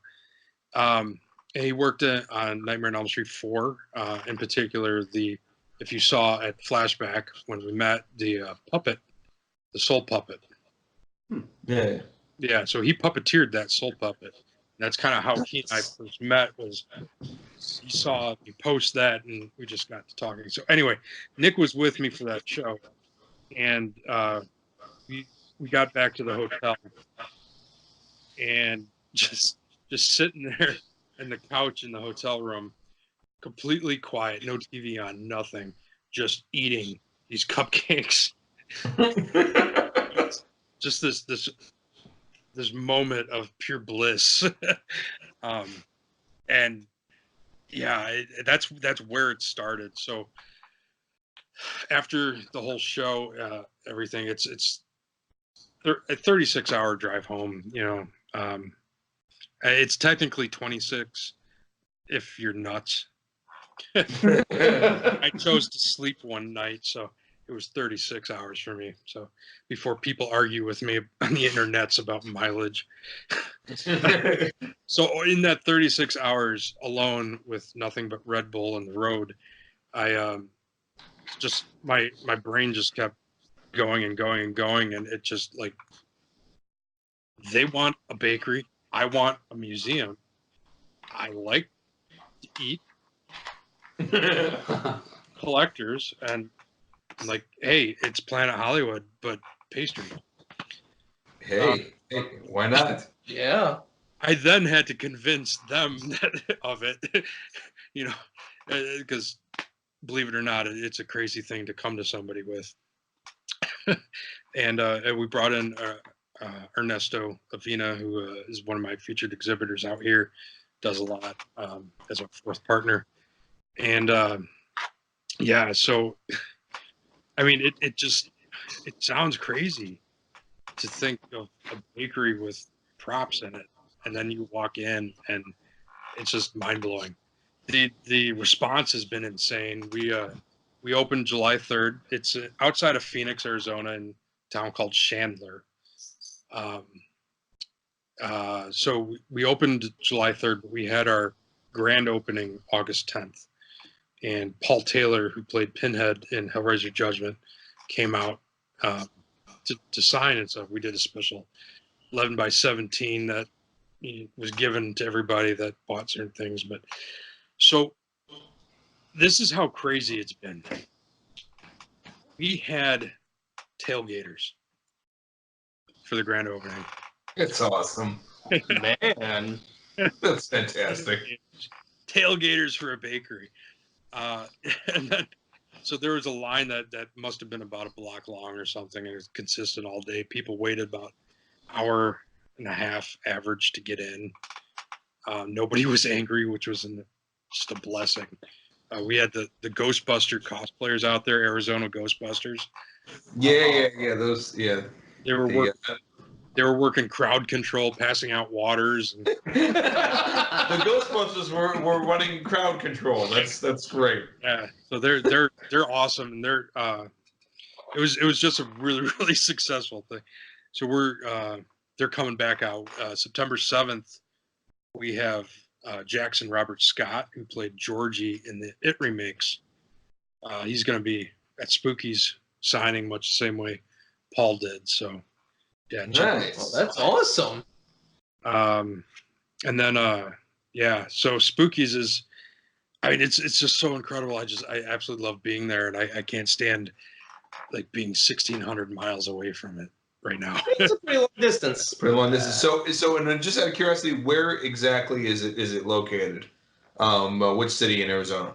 Chandler, Arizona. Yeah. Okay, cool. It's just outside of Phoenix, about 15. Okay. Yeah. Fair enough. We'll add this to Brandon's list of topics of links to put below in the video. We'll put a link down for everybody for this particular maker. So if you're out in the Phoenix area, or you're watching this from Phoenix, go check them out. I'm sure as hell gonna. At some point, we're gonna be down there for some reason or another. I would totally pay shipping if they were to send stuff out online. Yeah. The problem is, we can't keep it in stock long enough. Good problem to have. That's a very good problem to have. But cupcakes and things don't ship very well. They don't look the same as when when they're so decorated and whatnot. We're talking like cupcakes like that big. It's craziness. They're just so awesome. Like you gotta look at some of these pictures. They Chris and Lola are just mad scientists. We work with a company now out there called Allied. Oh my God, they're gonna kill me. Allied Global. Allied Marketing. And so Ready or Not was one of the movies that they were marketing to the. Oh, very nice. Okay. Very nice. Very nice. Company that does the screeners and stuff, and I believe they're here in Chicago as well. So they probably handled this. That's where you get your T-shirt from. Oh, so they were there the other night. I was gonna say, that's probably who we were running into and all that. So we in store we do the entry boxes so people can win seats, and we give out the screener passes and whatnot. In conjunction, today was today they picked them up. So tomorrow is the press drop. because it officially opens tomorrow, I believe. Yeah. But this is going to air after that, so right. Yeah. So what we're doing with Allied, and I'll make this work for that because we'll talk about it. What we're doing with Allied is they're making cupcakes for the movies. Nice. So Allied comes in, they get these cupcakes and they bring them out to the press. So when they do the like here's to the morning shows and everything for the early morning. So there's a little something to go with it. So these cupcakes for Ready or Not, and you'll see them on the Spookies Facebook. It's looks like a little wedding cake with a lot of blood coming off. Nice. It initially had a chocolate bullet on it that, with respect, was Fox had asked for it to remove because we just had all those shootings happen. So Fair enough. yeah, but they're like, just add more blood. It's okay. Okay. Sure. You got it. So yes. so we're doing this also for It. Nice. These It cupcakes are just freaking amazing. I don't know how she does these things. It's like mad science, but she created Georgie's little boat, and it's fully edible on this cupcake of draining water. So that is amazing. Yeah. That's absolutely amazing. Yeah.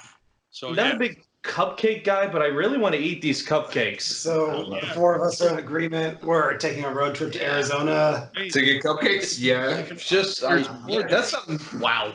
There's more than the cupcakes. There's I don't know if you saw it flashback. I had a pile of Candyman's honeycomb. Yeah. No, I didn't see that. Yeah, that was from Spooky Point it Soul. out. I thought you saw it. No. It was like a Sorry. it's not like a taffy. I forget how you describe it, but that was about the only thing that can ship. But if you saw the bags, you saw how broken up the stuff was. So I mean, even the stuff that is shippable is not going to come looking great. Being gluten-free and stuff, ingredients cost more. So I don't know how happy somebody would be to receive, Something that is a Broken little, product. Yeah, that's fair. Plus shipping and handling. Isn't this magical? Yeah, and then add shipping and handling right now. So you're looking at like $30 for, a cookie. Yeah. By the time you're done. So yeah, it's cool stuff. Yeah. There's other items there too, other than cupcakes. We have salacious crumb cake. Nice. Right. That sounds very appetizing. That sounds good. That sounds awesome. What else you got? So there's brownies. There's there's a really obscure movie you guys should try and look into called Peanut Butter Solution. Yeah. Oh. Yeah, I'm looking at. Oh yeah. So Brandon has a quirk where he researches things constantly. So he will look things up. Okay. He's the fact checker guy. Okay. 1985. What was it? 85? Yeah. Peanut butter is a secret ingredient for magic potions made by two friendly ghosts. 11-year-old Michael loses all of his hair when he gets a fright and uses the potion to get his hair back. Okay. Yeah. It's a really hard movie to find because it was made in Quebec. Nice. Okay. But it is out there. So if you find it, but it's one of those movies. I think it's PG. Yep. One of those like friendly sci-fi horror flicks, goofy things like that. So worth a check out. Anyway, where I'm going with this is they made a thing they call the peanut butter solution, and it's this peanut butter mousse on a devil's food cake bottom with a chocolate ganache. And oh my god, like That sounds delicious. it's ridiculous, and it's big. I mean, it's a meal, and it's a meal. It's freaking incredible. He's the biggest dessert guy out of this whole group. Here's the thing: You if have you put no physical evidence to support that claim. I have a lot of physical evidence to support that. if you add fake blood to it or anything whore to it, I'll devour it instantly. His wife still owes me a jug of fake blood. Yeah, she does. She makes like really good edible blood. Okay. Well, what they use is generally like a raspberry or strawberry or certain glazes. If it's red and it looks like blood, just that's fine. Yeah, we're good. It's all good. Do you guys drink coffee? Yes. I do not. I know. Okay, I'm the only one. You're the only Cuban in existence that doesn't drink Exactly. coffee. I'm ashamed. We are the only servers of Death Wish coffee in Arizona. Really? Wish coffee. Yeah, Death Wish is okay. So, you guys don't know what I'm the only one who doesn't drink coffee, and I know what fucking Death Wish coffee is. It's literally like a celebrity's behind it. I can't remember who, but like it's supposed to be like one of the most potent coffees ever. The caffeine count is like triple or quadruple the time of what normal coffee is. It's ridiculous. I just want to try it just to say I've tried it. Completely wrong. Am I completely wrong? Almost. Almost. All right, cool. It is. You're right on the fact that it is the strongest coffee out there. Period. However, it is 200% times more caffeine than a regular cup of coffee. Yeah, I knew it was something ridiculous. Like it's the type of coffee that when you put the cream in it, it doesn't change color. Like that kind of shit. Think about it. It's a dark roast, which is odd for a very strong coffee, but it's also not like bitter, which is also very odd for very strong coffee. It's got a very smooth taste, but really the whole point is that it's so ridiculously caffeinated. I think an average cup, my numbers are going to be wrong because it's late, I'm tired, and I don't do math after 4 p.m. It's just a rule. Rule. Fair enough. It's a good rule. I like to break things down by Red Bulls, so I believe a 16-ounce cup of Death Wish was equal to like 6 or 7 Red Bulls. Whew. Oh, Holy shit. oh, that gives me heart palpitations thinking of it. Okay, if we ever go, I gotta have one of these Like, cups just to say I've done it and survived. At what point do you give up and just do cocaine? So funny you mention that because there is an energy drink called cocaine. That's amazing. And Death Wish now has a cold brew can. So the cocaine came in like the Red Bull can. It's an 8-ounce can. Okay. Cold brew comes in that. The Death Wish is 20 milligrams more caffeine than the one that's cocaine. Oh. What? Oh my god. I really need to try this. Yeah, like this is some crazy shit. So what you're thinking about with the celebrity is Zach Wilde is attached to Death Wish, but they have a side coffee called Bahala Java. Yeah, that's what I was thinking of. Yeah. Odin's Brew. Yeah. The Viking coffee. Of course. Yeah. So yeah, we're there's you can get it at other retailers, and we do retail it in store, but we're the only ones that brew it and serve it. And it's $6.66 for a cup. I love this. I absolutely love this. Yeah, that's super fantastic. I knew it's famous for being incredibly potent. Yeah. It's like people have said. People have said that it's very, very smooth. So it's like the fucking Long Island of coffee. Yeah. It tricks you. You drink in Long Island, you're like, oh, this is great, but there's like 5 ounces of liquor in there. This is the same shit with this coffee. Before you know it, you can your molecules are moving so fast you can go through the fucking wall, or see into the future. A friend of mine drank. Actually, it was the guy I keep mentioning, Brad. He drank it for the first time and said, "I think I can hear my hair growing." I really want to go to this place. Why is it in Arizona? Well, I believe that. And we brought a little Chicago out there too. So there's we also sell dark matter coffee. Of course. So Dark Matter is a local brewer here in Chicago that do small batch coffees. But we particularly sell their, and it's delicious, unicorn blood. I've had a lot of friends talk about the unicorn blood. Yeah. They're big fans. Yeah. So yeah, we had to get a little Chicago out there. Yeah. Oh, of course. A little unicorn blood Chicago. But yeah, so and then we make a Death Wish brownie, if that wasn't enough. Nice. So have a cup of Death Wish coffee with a Death Wish brownie and the crumb cake you said? Well, the salacious crumb cake, yeah, you know. Yeah. Okay, I'm gonna have that all at once when I go over there. It's a and then you die. Then you die. They're all gonna look at me and it's just like, can you sign a waiver? Sure. The Followed by a heart attack. It was worth it. It's a great way to go. That's crazy. Like it's like they live. You don't even need the fucking glasses. Just drink the coffee and you can see straight through it.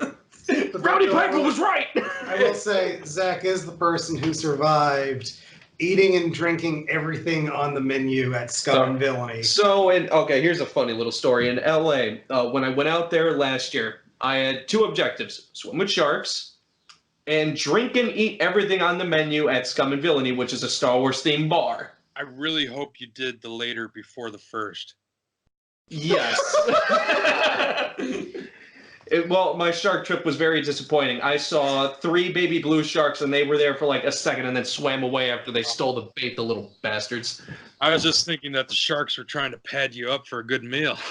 No, but yeah, that was an interesting night, and $160 I do not regret. They found him somewhere in Pasadena and passed out on the front fucking lawn. No. So what had happened was. No, the true version is so much better. So what had happened was, my buddies knew I was drunk as shit. They brought me back to the hotel room. They went to sleep. I decided, no, I don't want to sleep. Left the hotel room, walked straight for like 4 miles, passed out on somebody's front lawn, turned around. There was a bunch of broken political signs and a smashed windshield. I just followed the debris back to the hotel room and went. And that was a night. So, wait, so you left the breadcrumbs, is what you're saying?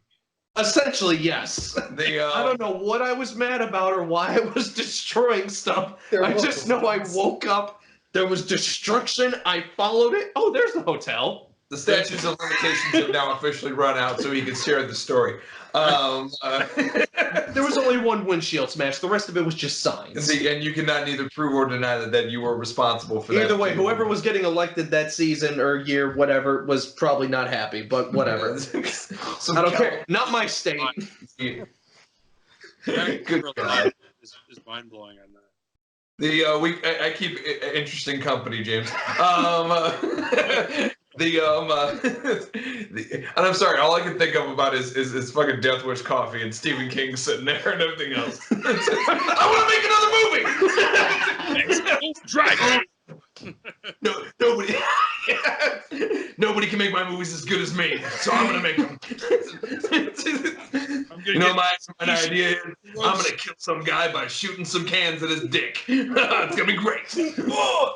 That trailer is amazing. Let's do this!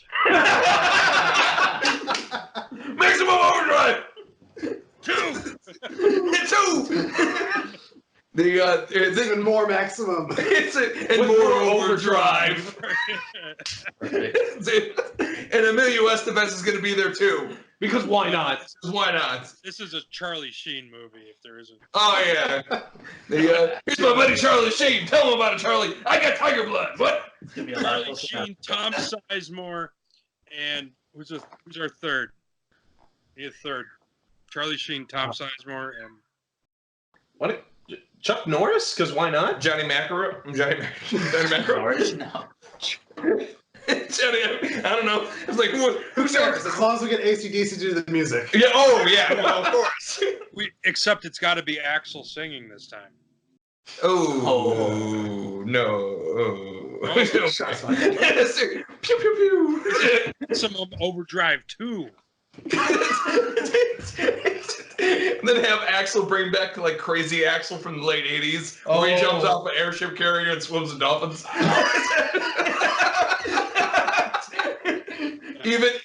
Even fucking Ozzy went, no, that's weird.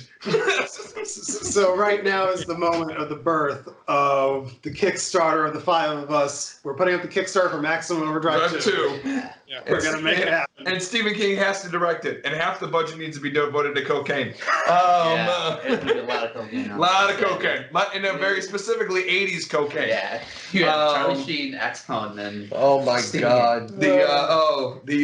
That's what I said about Society, by the way, my rant. I was like, there's not enough 80s cocaine to make me get over that shit. There's me describing the last 15 minutes of it. If you're gonna, we'll send you the link, James. Me ranting about it for the last just the whole 15 minutes. The fuck it all part. Enough KY jelly to slick back Danny Zuko's hair from Greece. One bamboo. You still have not seen the whole movie. I have not seen the whole movie. I just watched the fuck it all. Sunday. Yeah, we're gonna go and we're seeing a screening on this Sunday. The director's gonna be there, which is pretty cool. We're in Chicago. Yeah, Music Box. At the Music Box, which would be really cool. Wow. And then followed by a double feature with Terminator and RoboCop. Oh yes. Which would be super sweet. I wish I could be there for that one. That's it's $15 to see both of them. It's great. Yeah. So yeah, as you can see, we go on a few tangents. Just a little bit. They're good tangents. Indeed. Absolutely. So so the one thing too, I do. We just had a business meeting, so we can write that off. Yeah, absolutely. I believe it. Yeah, it sounded like a business meeting to me. I'm gonna plug in the laptop real quick. All right, he's gonna plug in the laptop real quick, and then we'll chat about film production and safety with prop. Oh, just turned off. Well, no, it's just switching over to. Oh, okay. We'll talk about safety and maintenance of props on sets, and get your opinion and take on that. Because I didn't want to talk about a little bit about film production and everything else. I don't want to miss that opportunity. So maybe that'll be an opportunity for you to talk about your film.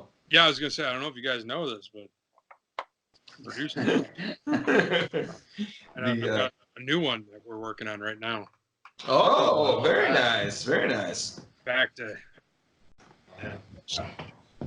cast somebody today. Oh, very cool. We have our huge auditions this Saturday. Yeah. We were amazed at how many responded to our casting call. Oh, cool. What are you guys doing? So we're shooting episode 3 of Living Nightmares, our pretty much flagship show. Yeah, so it's about basically the premise is we research actual true horror stories and we try to portray them as accurately as possible. Not sure I follow. So we research something scary that happens to somebody. Enact it? Yeah, Pretty much. Yeah, we actually do it as a scripted series, so it's not a documentary. It's not a docu-series. It's like an actual scripted show. Our first 2 episodes are about 6 minutes each. Okay. We try to research first-hand accounts if possible. There is, of course, some adapting that needs to happen for screen because there are some details that we just can't find. So there are always going to be those little holes that we have to fill in ourselves. But anything that appears in the article or the Reddit post or whatever we find the story from, if it's in there, we do our best to make sure it happens that exact way in the actual script. Yeah. That sounds cool. Yeah. Ultimately, we want to do, solely fan submissions, where fans will share their, email us a story. We'll pick the best one, and then we'll recreate it up there. Thus the name Living Nightmares. I'm typing one right now. Nice. This interview with.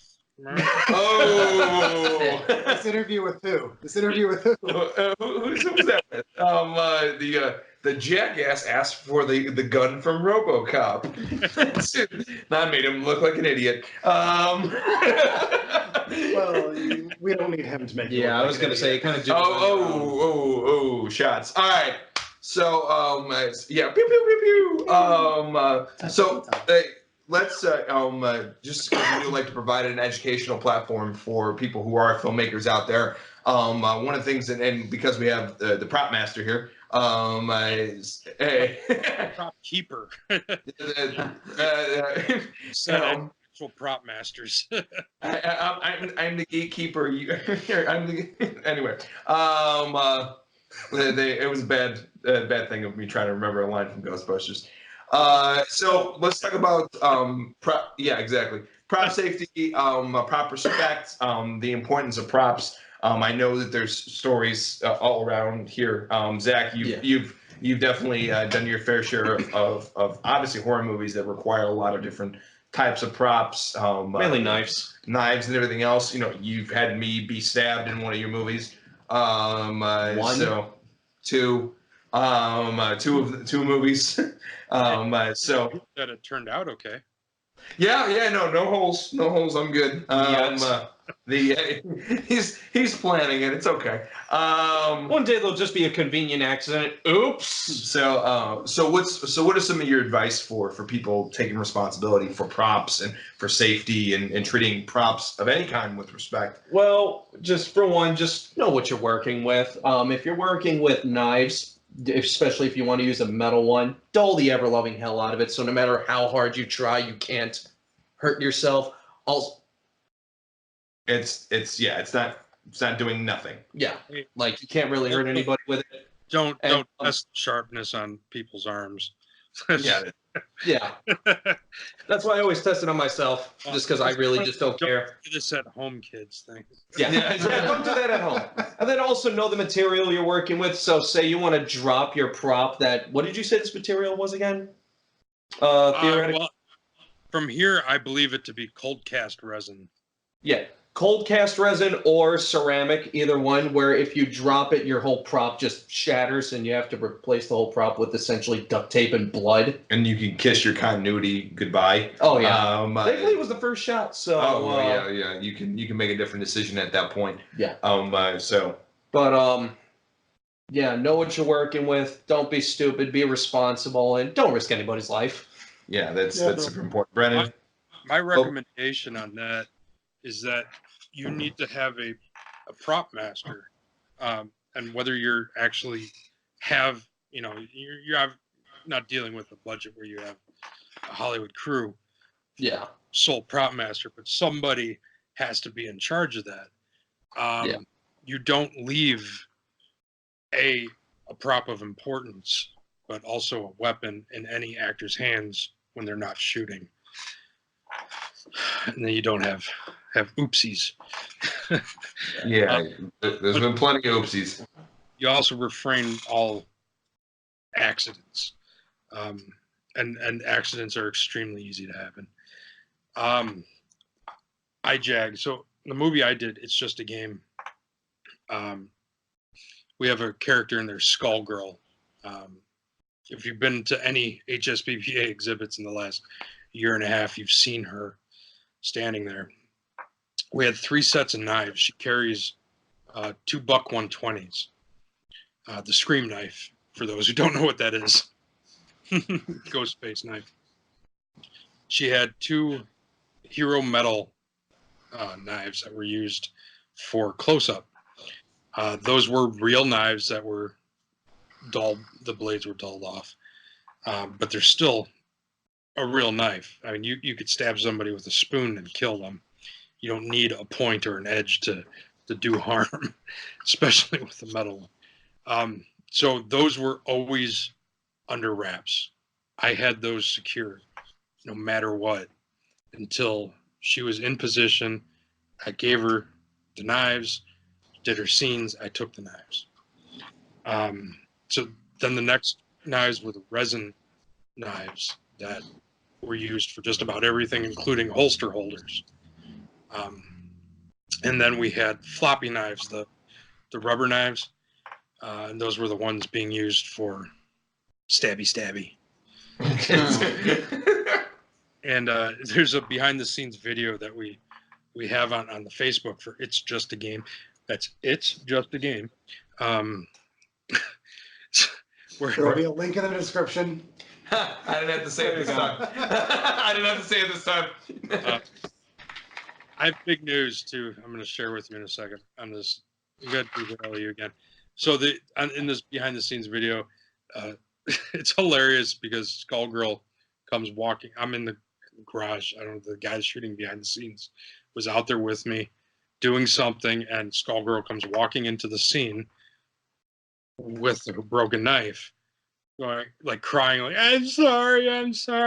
You know, and it was a fix. You know, we had to make it work and everything. But anyway, it's humorous. It's good stuff. But yeah, I mean, make sure, you know, you've got to have budgets are very difficult, especially with I mean, the smaller you are, the harder it is. But safety, I mean, spend the money, get somebody to cast, and have backups. With 6 knives, 2 resin, 2 metal, and 2 rubber, we still had issues with everything that we did. There, you know, paint coming off or what, and there's without, you know, our prop maker there to fix everything or what. So that could, you know, if something had happened, that could have shut everything down if we had lost a knife. How do you do, you know, the scene or what? So that's what I recommend, is have some backups. So when you drop that knife, you're not dropping the hero, you're dropping a stunt, a backup, something. Yeah. Yeah, absolutely. I could agree 100% with that one. B-Man, anything that, with your perspective on that? On really the only real prop story I have that I can think of, kind of just backs up everything that James and Zach said about just being careful with the props. I'm not going to tell the full story, and I'm not going to mention names in this one for obvious reasons. Still in deliberation in court. Yeah. With statute of limitations hasn't run out yet. So this happened during a 48-hour film festival. This was actually the one where I met David. Joy. So basically, our team leader was Mark. You've never met him, but based on my stories, how would you describe him? If it's what I'm thinking of, right? Probably. Okay. Yeah. Pretentious. No, not that one. Not that one. That's funny. I know exactly who he's talking about. I thought I knew exactly who we were talking about. Let's just go with incompetent. There we go. Oh, that person. Yeah, that person. I like that one. I think that's hilarious. You know exactly what you're talking about with pretentious and incompetent.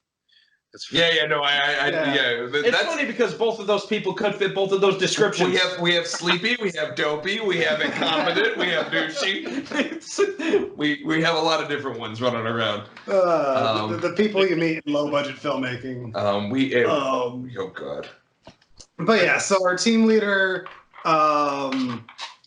So basically, with 40-hour film festival, there are certain requirements. Yeah, they assign you a genre, and then every team, of course, has a type of character that they have to have. I think that year it was musician.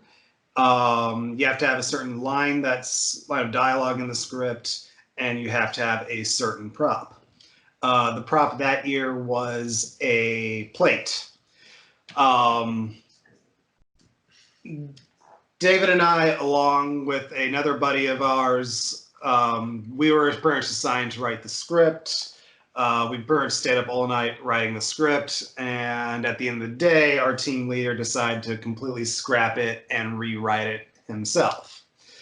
I can't remember if he bought the plate himself or if he got somebody else to buy a plate, but essentially they bought a really nice looking plate that was supposed to be an antique plate. It was potentially an actual antique plate. That part I don't really remember. All I know is a bit of money was spent on it, and they only got one. on the drive to the location.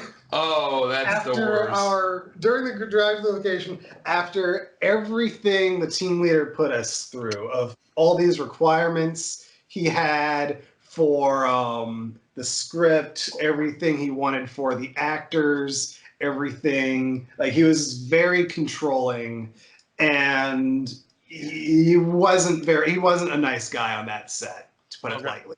Yeah. After all of that, he's waiting for. Yeah, he couldn't have been the one driving the plate because he was waiting for them to arrive with the plate. After how he treated everybody on that set, waiting for that plate to come, we get the phone call or the person arrives, but at the end of the day, plate went smashy in the car on the drive to the location. Somebody hit the brakes too hard. Whoops. Which the whole irony of that is at the end of the script, the plate was supposed to get smashed. The foreshadowing. That's actually fantastic. And I know who this person is. Which makes it better. We may bleep a few things in this just to make it a little less obvious. Yeah, I think all of our friends that are watching would probably be able to piece that one together. That story kind of reminds me of what happened. Was it on oh wow, Tarantino's, not this movie, the one before, the Western. Oh, Hateful Eight. Hateful Eight. Ooh, I know this story. Kurt Russell on the guitar. Yeah. With the antique, very valuable acoustic guitar he's playing, and then just smashes it on set, only to realize that it had been rented from the museum. Yeah. He was supposed to smash the replica, but there was a miscommunication, so he smashed the wrong one. Whoops. Whoa. So yeah, so he smashy on this, whatever it was like $200,000. And Jennifer Jason Leigh was in that same shot, and her actual reaction was her actual reaction because she knew that was the real guitar. Oh, that again is why you need a proper prop master doing this thing. Well, you need somebody there to help out, with that type of stuff. And I think the one thing too that's obvious, but I don't think it's been said out loud is fucking continuity. Like, I made a joke about it, but it's so crucial. Like, there's a lot of independent films that we have seen that we have seen some inconsistencies with, with that type of thing, to say the least. And I mean, your story is going to be lost if you don't have, if you got, all of a sudden, the plate that you have over here or the picture frame, is now red, and then 2 minutes ago it was black, or God forbid, it actually goes from black, then red, then black. Yeah. Or if the window behind a certain person goes from day to night to day to night. And then the same wardrobe is used over and over again. Sorry, James, you're a little in the dark about about some of these inside jokes. Sorry. Really not. That's the thing. I'm not. But you already know dozens of people like this. Yeah, I don't know your situation, but those are all the same in every set. I mean, as hard as we worked on IJAG, and Daniel will be pissed if I mention this probably. There's just this one scene where she, I'm not going to tell you who or anything. She's wearing her jacket, and then she's not wearing her jacket. And it happens so quickly. There's so much going on set, and the lower budget you are, I mean, you don't have. I mean, it even happens on the big budgets too. Like I remember one of the biggest continuity errors I've ever seen in a movie. Have you ever seen All the President's Men with Dustin Hoffman and Robert Redford? Yeah, it's been a minute. So. Yeah. Well, there's a scene where Dustin Hoffman is talking to this girl, and she has some pretty long hair. All right. Her hairstyle actually changes within shots. Wow. Yeah, and it's not small either. Like it's a big change. It's obvious. Yeah, that sucks. I mean, I remember I was in a play when I was in college, and it was a great play, and I love it. I wish I had more time with it because we had plenty of fucking problems. It was called Rehearsal for Murder, and there's a scene. It really, if you ever get a chance, it's actually a made-for-TV movie with Mr. Feeney and Jeff Goldblum in it. That's interesting. It's fun. But there's a scene towards the end of the play when I play the lead actor in it. I'm supposed to go into my suit pocket and pull out a note. And the director was handling 20 things, handling the sound, the lights, the costumes, everything. We were kind of left to our own responsibility. And I remember on the Friday night, the opening night, I went to go reach into my pocket to go pull out a fake note piece of paper, and it wasn't there. And I went,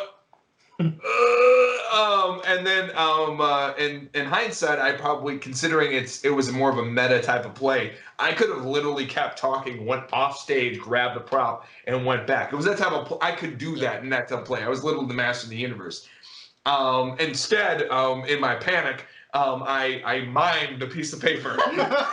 I was in college, my first lead. I didn't know what the fuck I was doing. Crap! And the two actresses who were my dearest friends, Rebecca Lewis and Michael Phillips, two great friends of mine. I literally handed it to them, and they looked at the imaginary thing, and they handed it back to me. They're like, and then I handed it right back to them. In a panic. Help me! Help me! They're like, you're on your own, motherfucker. Sucks for you. But it's hilarious. But it was fucking horrifying at the time because it was a good scene. And the scene was going really well, and that just fucking derailed everything. And if you don't have, especially in plays, like film, you can do a cut and then you fix that shit later. Yeah. Play, you can't do that. You can't tell the audience, hold on a second, I gotta go do something. Let's close the curtains here for a second. Hold for note. Hold for prop. You've never told me that one before. I can tell you a lot of fucking stories from that play. It was a living nightmare. Lost a girlfriend, failed the class, and I like that song was a country music song, except my pickup truck didn't break. Actually, my car did break down. The only thing that didn't fucking happen was my dog ran away because I don't have a fucking dog. Like if I had a dog and he ran away during that time, it would have been a country western song. But I cannot stress enough to obviously safety concerns. There's countless stories about people getting injured with props, but another big point is that, and I said this in our last podcast about costumes and about set dressing and everything else, it's the simple little things that really will set you apart from other people's art, and it will look like you invest your time and effort and money, by putting in that effort, and you have to remain. You need somebody there who is responsible. You said that person, somebody that's detail oriented, saying, hey, you're in charge of holding on to these props and making sure that everything remains consistent, a scripty, and you make sure everything's consistent because your art's going to suffer. People will be taken out of, a good film because of something stupid. They'll go, oh, look at that, and everything else. And then you're fucked. At least that, hopefully the rest of the scenes can make up for it. But in some cases, people just don't recover from that shit. Yeah. And you don't want your art to be sacrificed for a stupid mistake that could have been fixed. But but we've all been there. The best thing I could say is do everything you possibly can to make sure that doesn't happen. And take the effort, take the time. All 5 of us here take painstaking care to make sure that happen. And yes, mistakes happen. Knives get broken. Jean jackets get on and off. Hairstyles change. Things happen. But you want to do everything you possibly can to minimize that, because otherwise, what you're trying to put across in your art is now been taken away because of something simple like that. So do your best. Put in the effort. Put in the time. Make sure you have somebody on set that is the prop master, if you are low budget, which I'm assuming you are, to help you out with that type of stuff. Because because as the director and writer and producers, you can't do everything. Nope. Oh yeah. I mean, you can't. That's why, actually, most of the time, that's why I'm on set as the executive producer, because I'm the one who fills in. I'm the one that gets the car towed and you know, and makes a little, that we had a person that was directly in our shot in episode 2. We had to get him towed. No, it was in our workspace. In our workspace, that we had reserved sorry. from the city and everything. Yeah. So I had to be the one. Oh, you do permits. Yeah, I do permits. Yeah. I'm the only Italian in the group, so I'm the guy who does permits. I'm the one who talks to the city. Down at city City Hall. You know. Hey, I need a tow truck over here, please. Vito's cousin, man. You know. Oh my God. I have a lot of cousins named Anthony. I wish that was a joke. It's not. We just walked through the Italian fest, and I'm like, I feel good here. I told you, I wasn't lying. It's Gelato Fest, Mark. To you, it was Italian. It could have been the overly veiled content. I was going to say that was a very misleading title. It was all Italian. I would say 25, maybe 15% of that was gelato. The rest of it was just straight up Italian, going straight down Taylor Street. Oh, yeah. You gonna tell me not to put a booth in my fucking block? Were you nuts? I'm putting a block right here. I'm making my sister Angie and all the kids work. And none of that is a joke. That's exactly how that happened. But yeah, no, it's stuff like that. You want to make sure that your art gets across. Make sure you're handling the finite details just as much as you're handling the big details. So, David, anything you want to crack on there? Yeah, I don't have any kind of war stories. Is that what you're looking for? With me, when I do my films, I'm extra like paranoid, so I have to have like 2 of like everything, especially if we're gonna be throwing that object. I gotta have. Only have one shirt. True. Yeah. Well, I have like 20 different Marilyn Manson shirts, so at least I have a replacement. It's not gonna be the exact same one, but hey, I'll just go in my closet and grab another Marilyn Manson shirt. There's the running gag. What shirt is he wearing in this shot? Yeah. I mean, and even as painstaking as you and I were when we were helping out with sound and you were gripping, we still got a fucking mic in one of the scenes. Yeah. By accident. And it took us watching it fit. Actually, It wasn't even us. Excuse me, another friend of ours that watched it. We watched it 50 times. Did more out of that.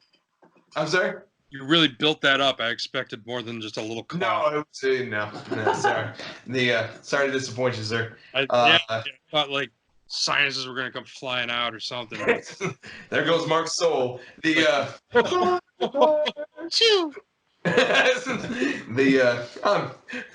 funny. I don't have a soul. It's been gone for years. As soon as I start hanging out with these people, it's sitting in my closet right now. I keep it very it's very precious. Like Pan I Shadow. took it from him and sold it for some Alf Pugs. Enough of that. Anyways. Oh, nice. I want it. His is cooler, Zach. Yeah, there we go. His is actually from one of the movies. James with the evil laugh.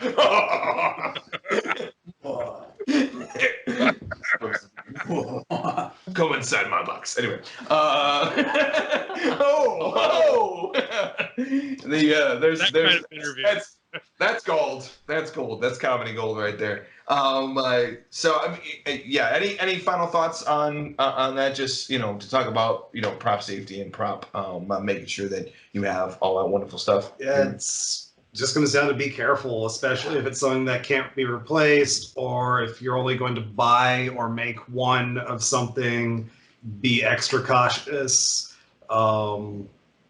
Yeah, I think we really touched on big things we needed to touch on. Just be aware of the situation, really. I mean, like I said, if you're going to plan on throwing or dropping, your props, make sure that you have a backup.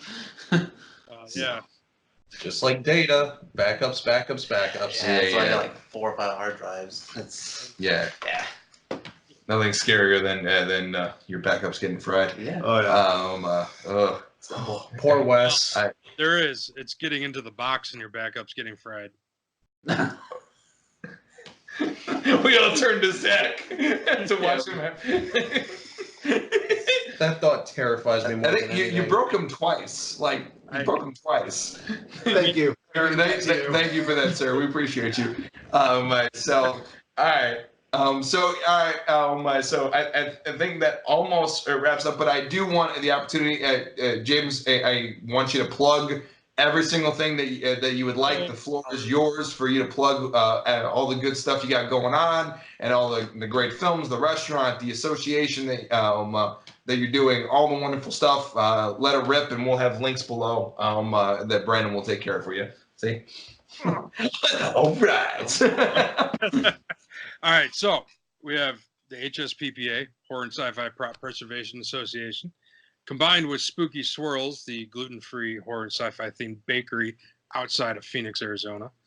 On top of that, I wanted to make mention, It's Just a Game, the movie I produced with Skull Girl, as we've been talking. We just signed a worldwide distribution deal today with Wild Eye releasing, so look for it, hopefully, all over the place really soon. And then on top of it, we have Daniel Emery Taylor, who the writer and director of Hijack. He and I are working on a new film called Repulse. It's a film noir. It's not horror, but it's a horrific tale, and it's about, if you will, sex trafficking. It's all going to be filmed in that noir style. The girl is her sister runs away from home. She thinks she's gotten into sex trafficking, so she's out trying to find her, falls into the seedy underworld while she's looking for her. It stars a great cast. The lead from It's Just a Game is our lead in this again, Anna Cohen-Lohr. We also have Tamara Glynn from she played Samantha in Halloween 5. She'll be in this one, and we just cast today Paul Taylor, Pinhead from Hellraiser Judgment, will be in as well. And we have a Kickstarter coming in October. We're basically a funded film, but we just have a few extra things, some of the Blu-rays and things. So we're going to run a Kickstarter just to kind of get a little over the top, so we can produce all that. Filming is going to start in February, and hopefully we'll have that all out at some point in 2020. All right. Nice. And then the last thing I didn't want you to forget about is your books. What are they called, and where can we get them? You can get them at any HSPPA show across the country, which, by the way, the next one is September 13th through the 15th in Nashville at IC Collectors Con. C. Yeah. Imperial Commission. A lot of C's. Okay. The triple C. Yeah. Just go on the HSPPA Facebook page, look at events. So collect all three. They have neat little colors. Of the HSPPA books. And what else we got? I have too much, man. I have too much. And then also too, if anybody, one of our viewers, want to make any kind of donations towards your non-for-profit, how can we get that done for you as well? Do that at shows. We take donations in person. We don't run any PayPal donations or anything. Okay, no worries. Just at shows. You'll see I call it the begging box. With a picture of Barf on there and the costume. Actually I have that right here. Yeah. This is what I use at the show. This is my box of Barf. Nice, very nice. So those are Barf's ears. And that's what happens when you don't take care of a prop. All that orange in there is rotted latex. Ooh. And the hair has all come off. So that's a huge project, because all those hairs have to be, the ears have to be recreated and all the hairs relayed the exact same way as they were on screen, which is not an easy project to do. Anything involving hair is just a nightmare. It is. Yeah, for sure. So, and then with any of the films, James, that you do you have any films that are currently out and available for people to view, or any trailers that are out for people to view as well? It's Just a Game Facebook, there is a trailer on there. We do have a limited number of Blu-rays currently. We were lucky in the negotiations with the distribution that we can continue to sell the Blu-rays that we still have. So I believe they're going to be making DVDs, so this will be your only chance to get the Blu-ray with all the special features, including the commentaries, and the we held a premiere at Hollywood Palms Cinema in Naperville back in December. Did a Q&A after to the sold-out crowd, and so that's on the Blu-ray as well. And you can there's no like store or anything, so just message the Facebook page, myself or Daniel, to get a copy. And there are a few limited cast signed ones out there too, as well as our comic book. Did you know we had a comic book? We did not know that. No, we didn't. So for It's Just a Game, it's creepypasta. You guys know what creepypasta? Yeah. Of course, Yes. of course. So the girls in the movie are telling the creepypastas to each other at the cliche slumber party, and only they are true stories. So what we did for the premiere to make it a little extra special was we had a comic book created that was takes place at the slumber party as they start to tell the stories, and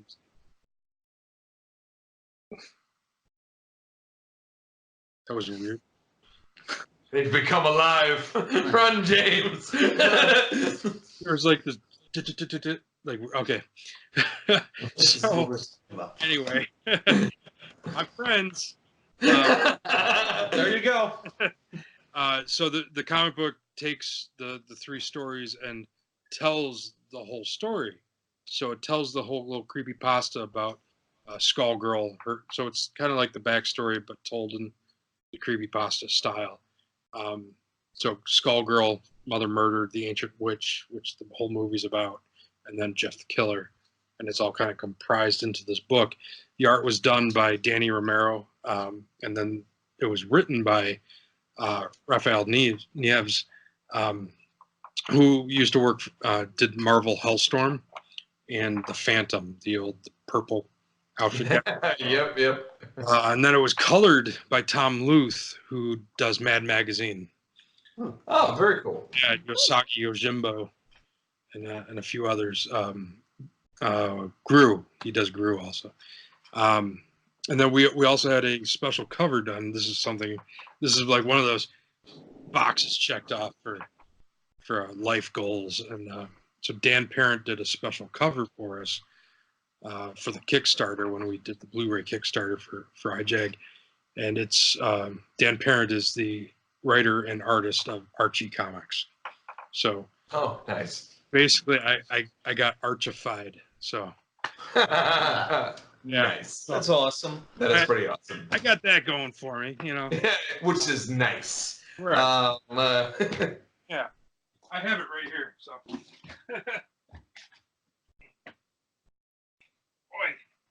boy. I have everything right here. Best place to have it. Yeah. There we go. There we go. Very That's nice. awesome. Very nice. Bet you can't tell which one's me. No, I have no idea. Yeah, nope. Have no In the clue. back row, second from the left, right there. Yeah. Yes. Big guy with beard. That's who I Yes. yes. I could have just said that. The who put Gandalf the Grey in a comic book? But no, that's and then where can anybody pick these up? Are they special order? How does that work? The Yeah, comics? at the HSPPA shows mostly, and Wonderful. when Daniel does his own signings at conventions, he was also the little guy in Return of Swamp Thing. Very cool. Yeah, he grew up to write and direct horror movies. So yeah. And the last question I got: do you have the tour schedule for your organization up yet? It's on Facebook. Wonderful.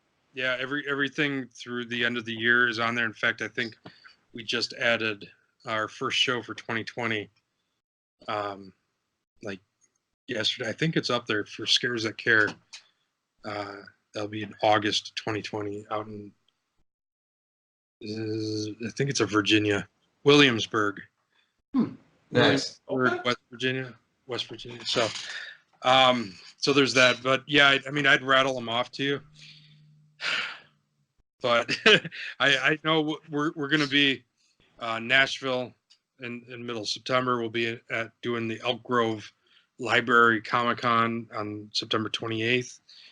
October, sometime in the we're down in Atlanta for Walker Stalker Atlanta. Then we're doing a show in Mesa, Arizona on October 25th and 26th and 27th called Soldier Con. We're doing Chicago Pop Culture Con at the end of November in St. Charles. That's actually that's the I believe that might be the one that we're at in November. The Day of the Dead convention? Yeah. No, not that one. No. We'll cut that out. Let the world see your failure, Mark. Yeah, Mark, whatever. nice one. I've had a few failures tonight. That's okay. Yeah, no shit. You can leave that on there. I don't mind. I'm not going to say it. My look is enough. Yeah, indeed it is. So awesome. That definitely gets all the good dates going. Thank you so much for jumping on this, man. We really appreciate it. It was a pleasure hanging out and having you show us a lot of cool shit. A lot of cool shit. Yeah, this was a lot of fun. There was a lot of fun. The gentlemen, any last minute things? I give an opportunity to everybody. Squirrels. Shit. He always ends with squirrels. And Brandon, anything? Yeah, thank you for joining us today. I've been really excited about this ever since we met at Flashback Weekend.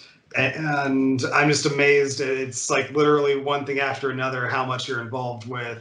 And it's I knew you were very involved with the horror community coming into this interview, but now I see more of the scope of it, and it's nothing short of amazing. I sometimes feel like if I stop, I'm gonna die. So I just got to keep doing things. Hey, that's not bad advice. Just keep moving, keep going forward. Yeah, it isn't bad advice. Well, David, thanks for coming on the show, man. We appreciate it. It was fun and educational. Sure. Yeah. So and then I'll end it out. Hey, Jim, thank you so much, man. This was really inspiring. You got a lot of awesome stuff. You've definitely given you have a really good influence and a really good presence on the Midwest horror, and then also nationally as well. We really appreciate what you're doing out there. Please keep doing it. Take your own advice and keep going. Yeah. Because what you're doing is fucking awesome. Thank you so much, guys. It's an honor to be on here, and maybe if we do this again, you guys can come here and we just do it all from here. That'd be amazing. That would be absolutely amazing. You've opened a door, and we will absolutely walk through it. Thank you. The Pandora's box, but then you know what though? You got to show us the garage now, though. I gotta see all the cool. I can see the second hand up. Sorry. I got to see the redheaded Remember, he stepchildren. said keep it quiet. I know they're sleeping. You heard a movie. And James, is that your garage door opening? I have Jar Jar Binks looming over my bed at night. Wait, are you being serious about this? Yeah. But that's And Brandon's you just like, added another hour to this podcast, James. Okay, I do you have a Darth Maul horn? is that some fetish? Look, it's Star Wars. Of course it's a fetish, all right? That's not a question. That's just... Perfect. This is a statement. That's perfect. This is a statement. I'm just going to see what other Episode 1 stuff that he has. I have all the crew patches, but I have one of the Naboo Royal Guard grenades. Oh, with sewer options. You know what though? You know what? That'll be a fantastic thing for next time. We get to do a part 2. Yeah. With James. James part 2. Attack of the Clones. It was a good. Oh, there it is. And there it is. And Clean up on aisle Zach. And you broke Zach a 3rd time. 3 strikes, you're out. At the old Star Wars game. That's all my episode. That's Kiadi Mundi's lightsaber. Unused, obviously, but yeah. It's no big deal. It's whatever. It's Kiadi Mundi. Shut up, Mark. I know. You just know who Kiadi Mundi is? Mundi. Shut up, Mark. I don't see it. Where's my blaster? There it is. Wait, which blaster? I'm gonna break Zach a 4th time. Probably. I got the background. Oh! You just broke me too. Damn it. Didn't. Oh, that's awesome. Yeah. So yeah, now you've really amped all of us up for part 2 of this. I could keep doing this for another few hours if you want. No, I know. We got to save some stuff for part 2. Yeah, though. We have 5 minutes left in our car. That's another good point. But you know what though? I'm gonna keep Zach on his toes and keep him waiting. James, thank you again so much, man. I cannot wait for the next time. We really appreciate you, man. You have yourself a really awesome night. And then also, where can the nice people follow you? Do you have an Instagram, or Facebook for you as well? Yeah. Well, the HSPPA. I mean, I am the HSPPA on everything. So. Sweet. And do they also have an Instagram as well, or no? Yeah. There's an Instagram. There is also a Twitter.